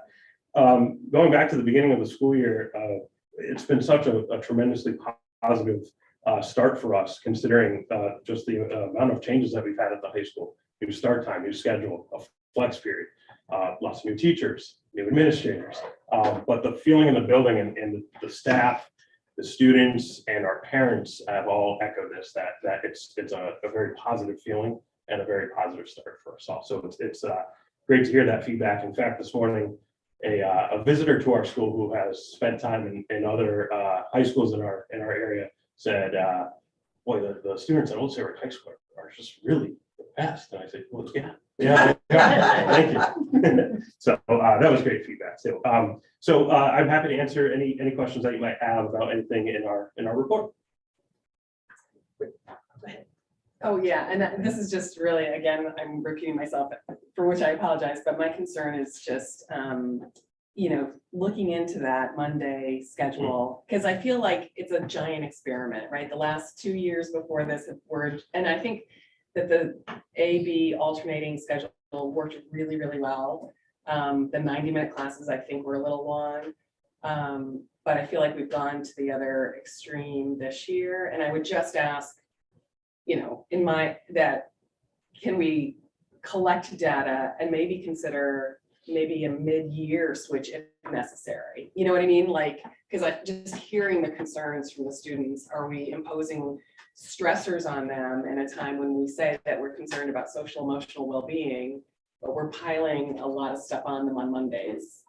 And, just hearing some concerns on the part of the students. So that's just my opinion. I have a little light to share. So those comments came out of superintendent's principal's advisor. So I was there when the comments were made. And what we heard from them is all of a sudden it dawned on teachers, hey, this is a great day to do quizzes. It's got everybody in the room. We get to see everybody this day. Or this is a great day to have everything due or to announce this project is starting. So click, the light bulb goes off and you think, of course it does. So now Joe Anastasia was taking that back to the faculty, saying we have to rethink how we're using money. It's a natural instructional tendency on that day, but that can be rearranged pretty quickly. I don't think that's going to continue. I don't think that has to continue to be an issue. Yeah. So that's awesome that you're getting that feedback and have the opportunity to actually feed it right back and say, how do we assess this? How do we do this differently? And So what that's was, good. what was really great is that the kids said, here's what we think is happening, and they were able to identify it perfectly. That's awesome. Good. Thank you. Quick question, and it ties, it's not a super big thing, but with the start times, and I know I've heard a bunch of parents, and it was briefly brought up today, about traffic, both morning and afternoon traffic, and it now feels like all three schools almost simultaneously get out. I know they don't, but, it's difficult to get across town now at those times. Has there been are we tracking any data on any of that? I believe there's been a little improvement in some traffic flow management since the very first 2 weeks of school. But it's still, I do my best to avoid it, even though I've got to get from that side of town through to get to the elementary school to pick up my son.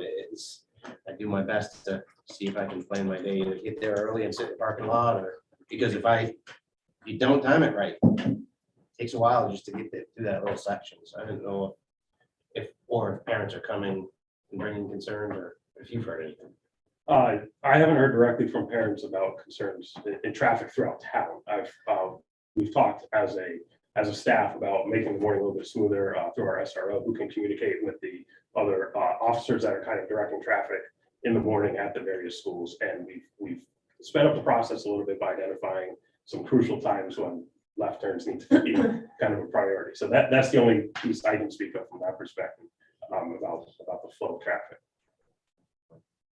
And I can just add a little bit to that with the buses, because that's been, something that I've had to, look at, and what we have noticed from the very beginning of school, when we hadn't had, the holiday yet. Once we hit Labor Day, things did seem to have gotten significantly better, less traffic. Get out of Sheffield Street. Yeah, no, and I can tell you that the buses, Friday, I go to the schools to see, to make sure that, buses are getting out on schedule and so forth. And Friday, which is normally a very busy traffic day, every one of the buses rolled out of Goodwin School at 3:23, which is phenomenal. So, I think we're making progress, but I think that when summer's not quite over yet and people are still here, it's a lot of traffic, and the police have been great about adjusting the lights and getting the buses through, but I do understand Steve's concern with that, because I think the first few weeks was definitely crazy. Julie, just a follow sort of question about transportation. I know when COVID hit, we strongly urged parents to drive their kids so we could have less kids on the buses. Is that reversing a bit now? All I know is I think kids at Goodwin is an absolute nightmare because it seems like everybody's driving, there's nowhere to park. Is that shifting at all? So the Remember what good we thing said our about combined, ridership was, right? Remember our ridership when we were trying to figure out the buses is like 18%. yeah, at the high school. Very low at the high school. Yeah, I think Very good either. putting high school and middle school together, I think the taxpayers will feel glad about seeing the buses a little fuller than they've normally been. We do have an awful lot of parents that pick up or drop off, and a lot of that has to do with, they have a 3:30 appointment or lesson somewhere, or they're got to get to their next sport, so some of that is driven by that aspect. The other thing that we've actually heard parents say is in the morning, they like the time in the car with their child, to kind of get the day started. They drop them off on their way to work. So that's why I think we see so much of that. So has it gotten any better? Only from the perspective that our buses are definitely utilized more efficiently because of the change in the start time. But the traffic hasn't changed. I think the number of people driving their students to school. It's I probably think it's been same, about the same. same since I've been. Yeah, parking is not. Yeah. I know, There's I nowhere know. to park. We've created a lot more parking in most places, and it's still hard, so. There was a question, it's actually just a statement for the high school, that I know that we're always encouraging children to really take second languages. And so I noticed in the report that there's a junior that was recipient of the National Hispanic Recognition Award. That's a big deal. And so I'm just curious knowing what their criterion were, and if that's something, because I don't think we've ever had a student receive that award in the longevity that I've been here. Yeah, let me find out what exactly the criteria was and report back on It's that. just, we're always celebrating lots of students, but Sure. this is something that is significant, to celebrate. If I may comment, I think essentially the student needs to be of Hispanic background. No, I'm just saying that I don't know what the criterion Oh, and is, incredibly high grade SAT scores. in general. But interesting, they would call it the National Hispanic Recognition Award. Interesting. I did understand. Yeah, that's from College Board, right? So Precisely. that's where they submit their SAT scores. So, Yes. yeah, so from what you were Well, just they don't saying, if need you're to- of they don't- Hispanic And we heritage, have you had need a- strong SAT Yeah. They scores. don't need to Yeah. be committed, Yeah. they just We've had get- that they before. get- And they board get- membership is a student board rep. Thank you for that. It's no big deal. Okay, so curriculum, instruction, and assessment. INA. Good evening. Nice to see everyone.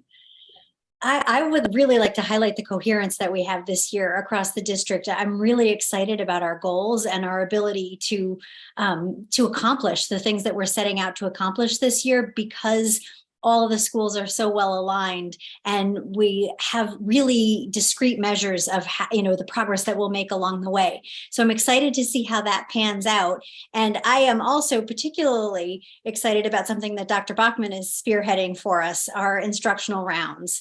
That is an opportunity for educators to be in each other's classrooms, and then to sort of make meaning of the data that we collect around a problem of practice. And it's very focused on what students are learning and doing, not on teacher behaviors, but on specifically outcomes for students. And teachers have expressed excitement at getting to spend time in each other's classrooms and learn from that experience. So those rounds are happening at every building. And actually, Dr. Bachman is going school to school to sort of kick off and give training to the folks going into those classrooms. And I think that is one of the routines that will really make a big difference for us going forward.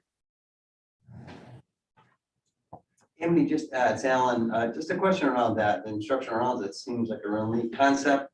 Is it the first time we've done it, and is there expectations of the teacher that's in the visiting classroom to give feedback? Is it written, so what's that look like?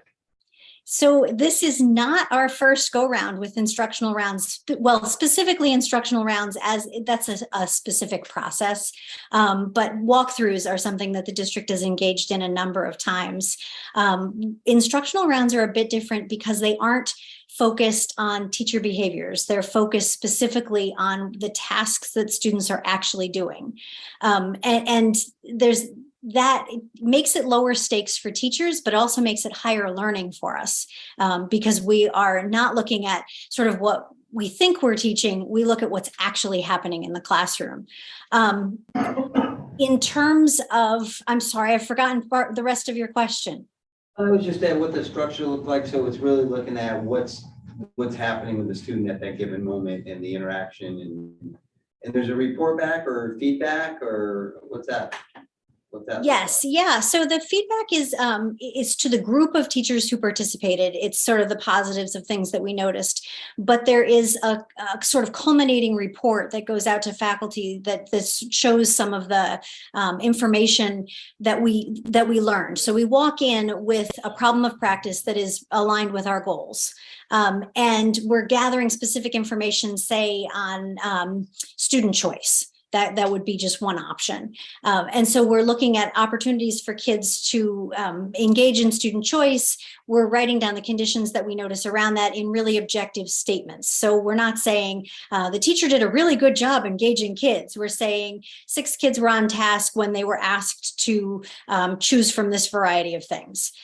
So we're putting that information down. We're gathering all of that every time we notice something that's related to that problem of practice that we walk in with. And then we're coming together and we're sort of putting all of that information together in a group and asking ourselves, so what do we know now? Based on the information that we gathered today, what have we learned? And what do we know about engaging students in choice in the classroom? So we sort of put together some statements about what we've learned from that, about the behaviors that students are showing us. And so it ends up being sort of faculty feedback, but it's not individual feedback to teachers because it's non-evaluative. Thank you, Emily. That's great. Great concept, and it's a great peer-to-peer opportunity to learn from each other. So great. Good luck with that. Great. Emily, I'm curious about the bilingual grant and the mandated bilingual school. So the number of students in the middle school is 20. Is that a large increase from previous years? No, it's actually a sort of expected incremental increase. We were hovering at 18 or 19 on October 1st last year. October 1st is the snapshot date for that. I actually expected that would happen this year, that last year's snapshot would have triggered that for this year. But it must have been, a student who registered or exited right around that date. So we were not identified as a bilingual school this year, though we do have more than 20 students at the middle school who speak Spanish. We also have more than 20 students at Goodwin who speak Spanish, and that already is a mandated bilingual school. Yes, and they told us, we got this great email that said we were going to get these huge increases in our bilingual grant, and we got an extra $1,000 added. So well, that was my question. It's like the funding doesn't seem to match the mandate, unfortunately. No. Does the funding ever match the mandate? How cute! Imagine that. Oh my gosh! I mean, it was majorly cut. Oh, I see. The grant program overall was cut, and as a result, what we get was cut significantly. Okay. Yeah, we seem to be experiencing in Old Saybrook larger cuts than other towns around us, and we cannot get to the bottom of why. The only thing that I can say is that, with declining enrollment, I wonder if it sort of was one of those things that was getting sort of incrementally lower, and then finally somebody checked last year and they went, oh, wait, we're giving them too much money. I don't know. We were very surprised to open that grant, and you literally open the grant and click on the button for allocation and find out that they've taken half of the 115,000. And so we're at just over 57,000 this year for Title I. Thank you. I was going to say that I remember many years ago working with policy, and it said, I remember the blue page, and it was saying, if you have 20 students in your school, that constitutes needing a bilingual English or whatever language teacher. And so with that, in your note, it says, with this will come the state requirement of a Spanish-English bilingual teacher to support those students. So does that mean for that cohort in that one school, we'll have to be hiring a particular, a staff member? We are required to have a Spanish-English bilingual teacher. If we cannot find a bilingual teacher, we can go through a special process and hire a TESOL teacher. To date, we've been lucky and we've been able to hire very high quality bilingual teachers. But the trick about that is, though, that these are students who are across all the grade levels in the school. And so it's not as though we can pull a class and have a specific class. So this is support. And actually the bilingual teachers that we have do a spectacular job working with classroom teachers to embed that instruction right in their classrooms. So that really is our goal for that program, is to just have it be seamless right in the classroom, where every student is benefiting from those strategies. That those are bilingual teachers, not the teachers that are bilingual that are teaching foreign language to kids. Correct. Yes, I know. I'm sure we should ask Jan. She can tell us exactly how I should say that. Teachers of bilingual students, maybe that's what I should say. Right. Yes, that's right. Good. Yeah. Quick question. What is the work that we're doing with or somebody's doing with the Center for the Public Research and Leadership? It says here, we'll continue our work with that. What exactly is that program? Yes, so CPRL is the Center for Public Leadership and Research. That is, we've have a continued relationship with them since, 2020 or 2021. 2020. Yeah, and Jen, you can probably explain how we got involved with that initially, but that is that ongoing work that's helping us to look at our goals and our measures and make sure that we are measuring process and outcome. It's really sort of the nitty gritty of making sure that we're making progress in the district. Yeah, they are they're associated with Columbia, but they are funded partly privately through grants. They are a cohort of attorneys and educators who are trying to make a difference both on the policy and political level, and also at the local level by working with the district. So our involvement with them is not so much at the political level, but in their innovation cohorts. So they've been working in the state of Connecticut through CAPS with a number of districts. Amy and I have been going to meetings in New Haven all last year, and coming up with ways to innovate and to be creative. How it's played out here in Old Saybrook is that with the birth of the new strategic plan, they helped us really pinpoint our assessment strategies. How will we know if our goals and our action steps are actually resulting in what we're saying they should be resulting in? So they worked a lot with us on that. And then this summer, they expanded their work to work also with the administrators, and a lot of this highly focused goal setting work came from that work that we did with them. And their next step is going to be to work with some groups of teachers and administrators to work on the building level goals. They have the opportunity to hear what we're saying and what we want to achieve, and then really structuring the how. It's been great. It's been a great experience. I've really been excited about it. Thank you, Anthony. Yes, sorry. Sorry. Operations, facilities, and finance. So we're getting near the first quarter of the year, and we'll do a really refined projection after that. But on a higher level, we are looking at 80% of our budget, which is salaries and benefits. We're at about a $50,000 deficit, which, given all the moving parts, probably isn't as bad as we initially thought it might be. And there are some surpluses, smaller surpluses in different line items that we already know will exist that should offset that. We still have when you look at the report, it looks like, there's $2.5 million left, but there really isn't. We just don't encumber everything. We encumber as we go. For instance, supplies, there's $300,000 left there. Those will be encumbered throughout the course of the entire year. Tech hardware, we typically purchase in the spring. A lot of our capital and repairs and things of that sort, we won't purchase any capital equipment per se until we're further along in the year, to make sure that we're not going to have any unexpected repairs or big, catastrophic events that we're going to need to find other funds for. And we know we have at least a couple $100,000 that hasn't been encumbered for transportation. So that'll certainly take a portion of that 346 that you see there. So on a high level, I think we're in fine shape at this point in time, in that we continue to monitor this monthly, but the quarterly projections really kind of give us a real snapshot, and we project through June 30th when we look at those. As far as repairs and maintenance, so there's lots of things.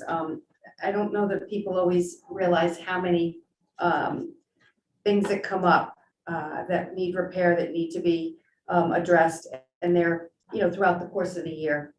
But in addition to that, you've heard a lot of talk about air conditioning, which is really one of the big projects coming forward. The state did put some money forward, not without a lot of hitches, I might say.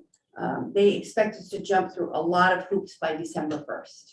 They want everything submitted. They just put the information out actually Friday on the 30th of September. They're having a webinar to tell us, how and what we need to do to apply for this grant, which is a bit different from a typical construction grant. So I'll be, anxious to see what's in there, but preliminarily, we have had engineers in our buildings to give us an assessment of what types of systems we're going to need. We need schematic drawings. We need to ask the legislative body, which is the Board of Selectmen, to approve the Board of Education to apply for the grant.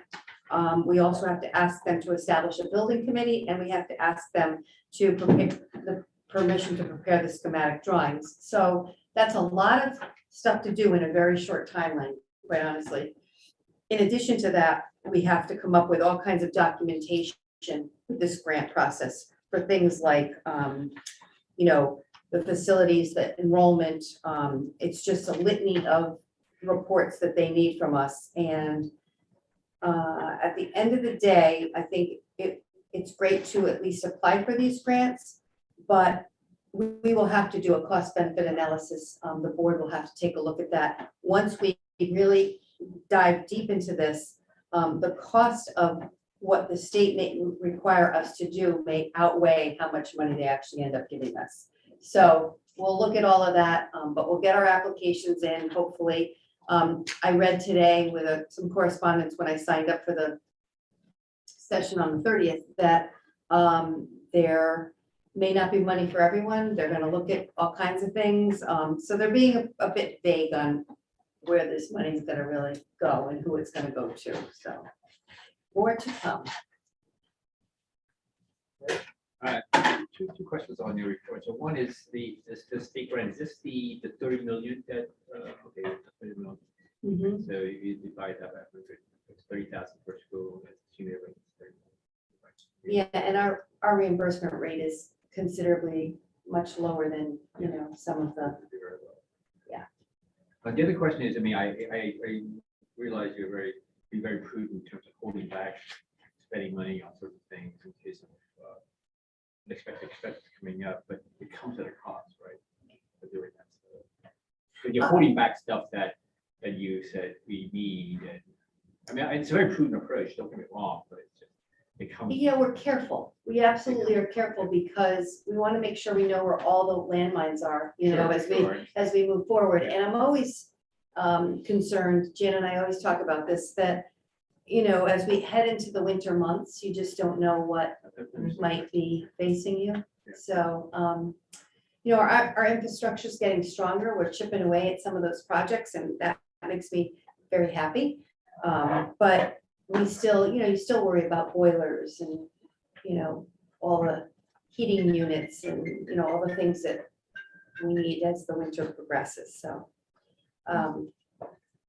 But we don't, you know, I think our staff, you know, we don't go without, you know, the things that are really needed, so. Question. I was just looking at your capital equipment in the future. I see in 27, 28, we're looking at replacing the turf. How old is the turf gonna be at that point?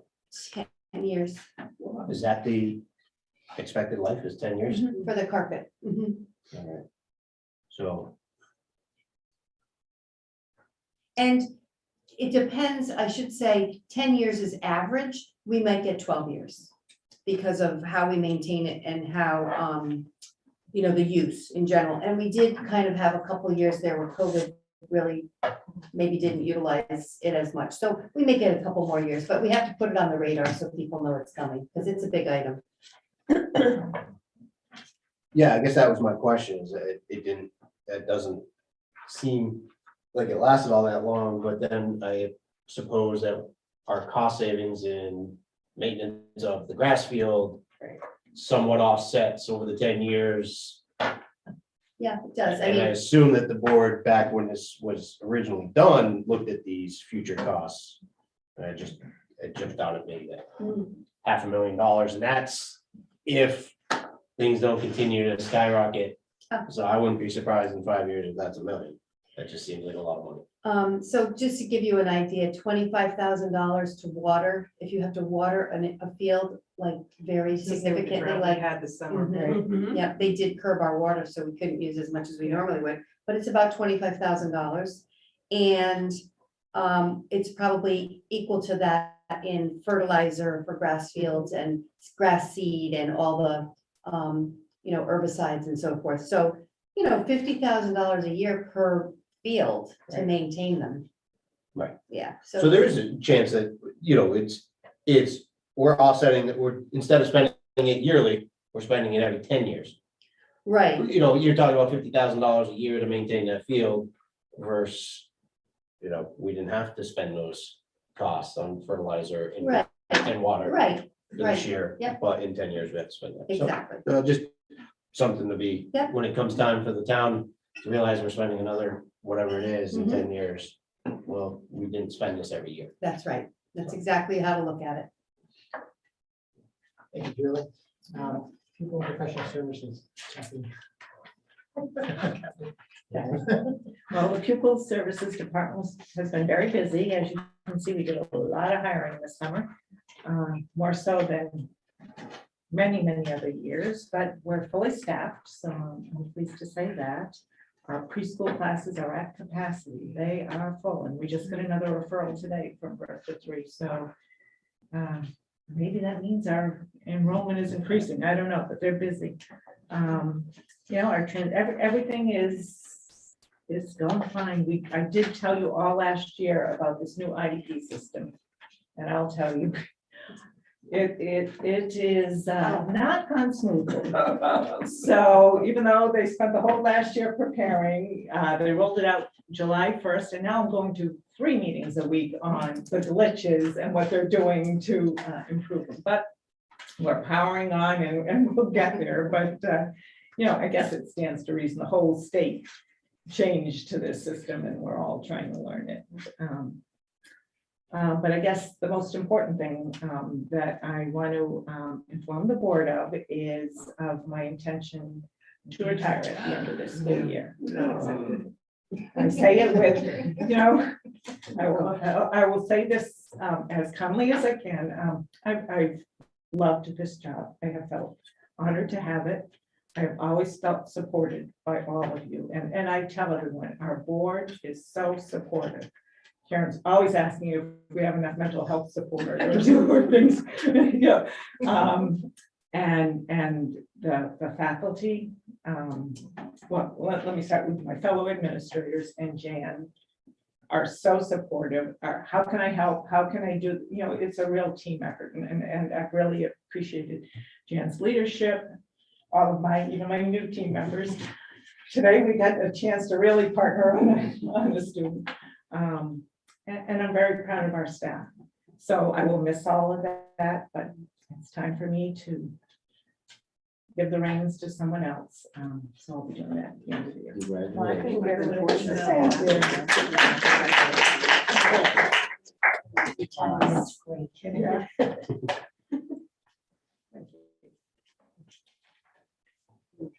do have a question, sorry, to be kind of like, after that, we congratulate you by the way, also, yeah, but the question I have was for the comment that the PK is that capacity. Well, we can't shut down for any new students in special Fair ed. enough. So, Fair enough, that's for fine, example, yeah. today we got a referral that, someone moved in and they turned 3 in a couple of weeks, so we'll be adding some.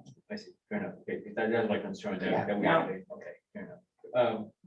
Because I just can't remember where we were in the tuition step, what, have we gotten to 0 yet? Right? No, but it's very Very minimal close, this year okay. for 3-year-olds. 4-year-olds are free now. Okay, so we're already there. Yeah. Okay, we all- And so eventually it will be universal. That's kind of the plan that we had. In And which then- case then the capacity should.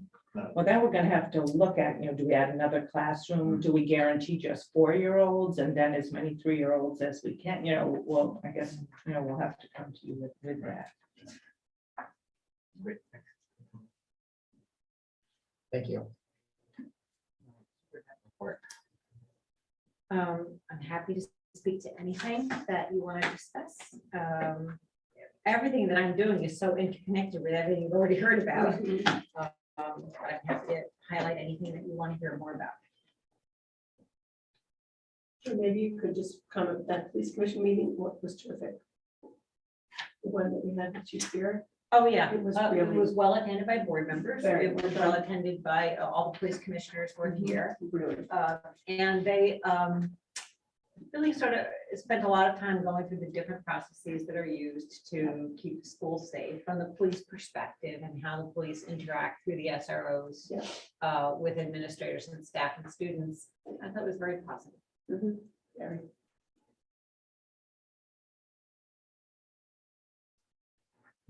So actually, I guess my 30 million was actually off, I guess, when you record, I did, the 150 million. But you're on the indoor air quality study committee, I presume is a state level. Yes.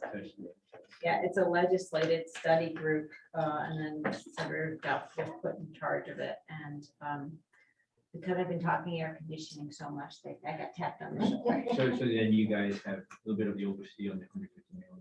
No, we will have absolutely no oversight on the 100. What we will have is the opportunity to structure some of the ways that the language that is going to be developed is written. I will tell you that to have a lot of influence is going to be interesting because I'm on this committee with labor people, indoor air quality people, unions, and I will be the superintendent voice saying, but what about the money? But there's got to be somebody at the table saying, but what about the money? So, and I absolutely do support improving indoor air quality in schools and promoting it. I mean, like we're doing what we're doing with air conditioning in our situation. But we have to also have a voice of reason talking about the realistic components of it. So that'll be my role. But I'll be doing that also couched in what's best for kids. So I'll let you know how it goes. Or you'll find out. And staff when it comes to air quality. It's And everybody. staff, yes, sure. Everybody. Yeah. I worry, I guess maybe this is a bias, but I worry most about the little ones trying to deal with some of those super hot days. I have a question, Jen, right? Says, I've never heard about this one. The class of 1971 is donating a certain amount of money. Yeah. Replacing a scholarship for a certain student that's going to be graduating. Or for a student. For a student, it will be given to a student in the 2023 class. They're just sort of deciding to give it. I think it's the case that somebody had funds set aside and they wanted to turn what was left of it over. And others, others are donating to it. They Yeah. want to have it go on as long as they can. They're very excited about it. Nice. Thank you very much. It's been a long meeting. We might take a quick short 5-minute break. And we're gonna look at, It's done? reports. You don't have any second. Okay. Just reports by board. Can we let the administrators go? I can hang around. All right, bye all. Thank you. Have a good night. Thank you. Thank you. No, this is the cover.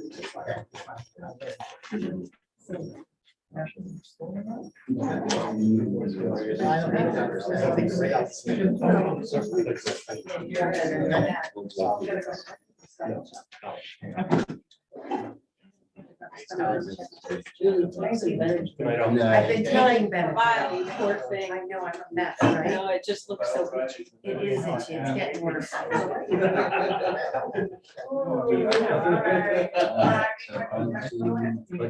We'll discuss.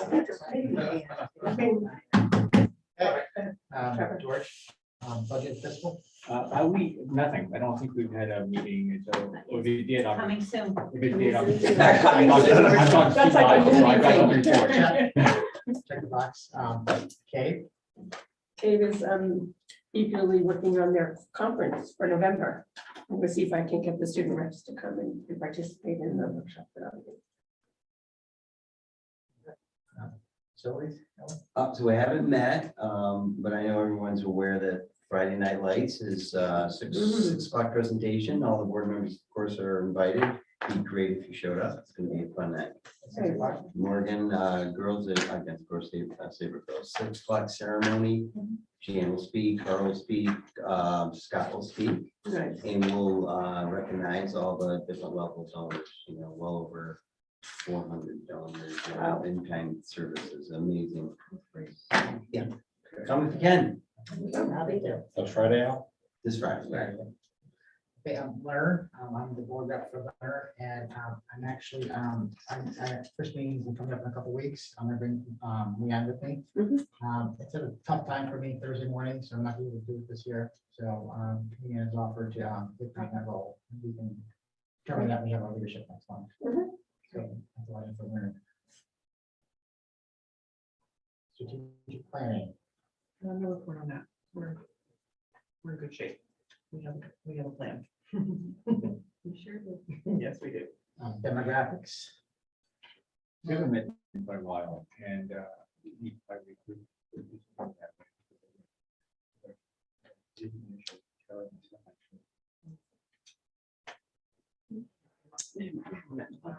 I'm sorry, yeah, I'm facing all the way, sorry. Okay, personnel. So personnel is going to gear up again. We have our first leadership team meeting. I think it's October 20th. It's the second meeting in October. Whatever that falls on, that's the meeting that Ann facilitates. I respectfully request everybody attend. It's as I was saying earlier, it's the only meeting, the only opportunity we have as a board to talk about how we function collectively, so on and so forth. Ann facilitates it, and she's a great support. So that's coming up. Any topics you want brought, let me know if you want to talk about. Although we do have some sort of broad agenda items that can incorporate a lot of issues. So I want to thank you for meeting with me today to bring me up to date. my pleasure. 25th, October 26th. So that's the meeting where at like 5 o'clock we'll have some kind of dinner provided for everybody, and then we'll kick off the meeting at 5:30. And Jan's cooking. Oh. She cooks with her credit card. So that's the personnel. Kicks off our year of evaluation. Policy. Also, we had a great meeting this evening. Jan took us through a variety of things some new policies, some that need to be changed, adapted, but you'll get the first reading at the next Board of Education meeting. And so if you look at it, we will have an opportunity to discuss it then, and that's considered the first reading. So we have an opportunity to discuss and then the next Board of Education meeting. And it may be on a consent agenda. Sounds good. Quick question on policy. Has there been any review? We ran into this last year where the board had policy, the administration and schools had procedures. There weren't aligned. But it is the board's duty to review the procedures to ensure compliance with policy. Has there been any review of procedures to We always do, ensure? actually, and it's just a point that we all know that we adopt a policy, but there's regulations that are commonly associated with the policy. So when we have a meeting, at our policy committee, we actually look at the regulations as well. If that answers your question. It doesn't. Oh. My question is, there's procedures at the school, But procedures are, oh, I see what you're saying. right? So this last year where a parent addressed concerns that a policy wasn't followed, the discussion was that it was the school followed the procedure. Reviewing our bylaws, we're supposed to review procedures to ensure compliance with policy. Is there a time when that is done? I would think that part of the regulation has the procedures in it. The regulation is the procedure. Okay, they don't. It is, Procedure and regulation, are those reviewed to ensure compliance with policy? when we look at, I'll just speak and then you can, if you don't mind, Jane. So when we look at policy, policy can comes from legislature, it can come from something that we need to do as a district. So it's a policy, but then there are regulations that go with the policy. And it usually addresses all three schools. So for instance, let's say student dress. And I know you're new to the board, so say it's student dress. In the regulation itself, it'll say, if you want to use your nomenclature as procedure, it'll sort of describe Goodwin School, this is what we're doing here. Middle school, this is what we're doing here. That would be the procedure, but it would be embedded in the regulation. So for instance, many years ago, we had an issue with field trips. Karen, you know that, remember there was field trips, and so there was some conversation going on at the high school about field trips. So then we needed to review our policy, and our reg, and we looked at it and we said, oh, maybe we need to tweak it in here to make it consistent. And that's where we are. So without specifically addressing a certain issue, Jen, I believe you understand which one I'm The answer talking is about. yes. The answer is yes, the regulation gets reviewed with the policy all the Okay, but in that case, they didn't match. So, time. That's not true. So that's not accurate. It did match. The policy is always more vague. The regulation has specific detail. all right, we'll discuss this at another time, because my understanding in reviewing all of that is procedures were followed. The procedures were one thing. Our policy, which the parents cited, was a different one. If the policy had been followed, if the procedure had matched the policy, then what happened wouldn't have happened. So that's where either we didn't follow the procedure or we didn't follow the policy. But to answer your question, yes, regulation and policy are reviewed together. So the policy committee has oversight. Regulation is not voted on by the board, but the policy is, and the policy committee is. The procedures of the schools are more prescriptive than the policies The themselves. regulation is more prescriptive. The regulation is not. And they're both written by Shipman. Chairman report, I do not have a report tonight. Never know, you never know. Okay, I have a motion. Before we do, I know there's a list of reminders here. What's not listed is the Wednesday meeting.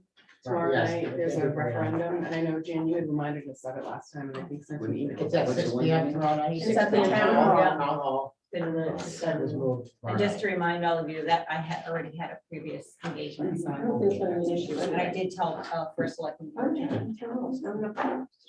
So I'm sorry, I did see the communication that was changed, but what's the topic? It's all about. It's voting on some allocations of budget dollars for certain activities, So for it's certain a items. town meeting, and we're part of that. That's right. Discussion. Right. We have one item where we've asked for our money to Just be one put item. into an HVAC account to Yes. this new sinking fund. And all it is every year that by town charter, they have to have the town have an opportunity to Vote speak on. up and say, we support that money being put aside for that. We have to be one of the many items. Yeah. So it's not a big It's deal. not a contentious meeting, I it's just like, we want your approval, right? Yeah, I would have gone if I could have, just to show my face and, you know. We'll show our faces for you. Yeah. Okay. May I have a motion to adjourn? Second. Oh, vote. I got it. Thank you, guys. Thank you, everyone.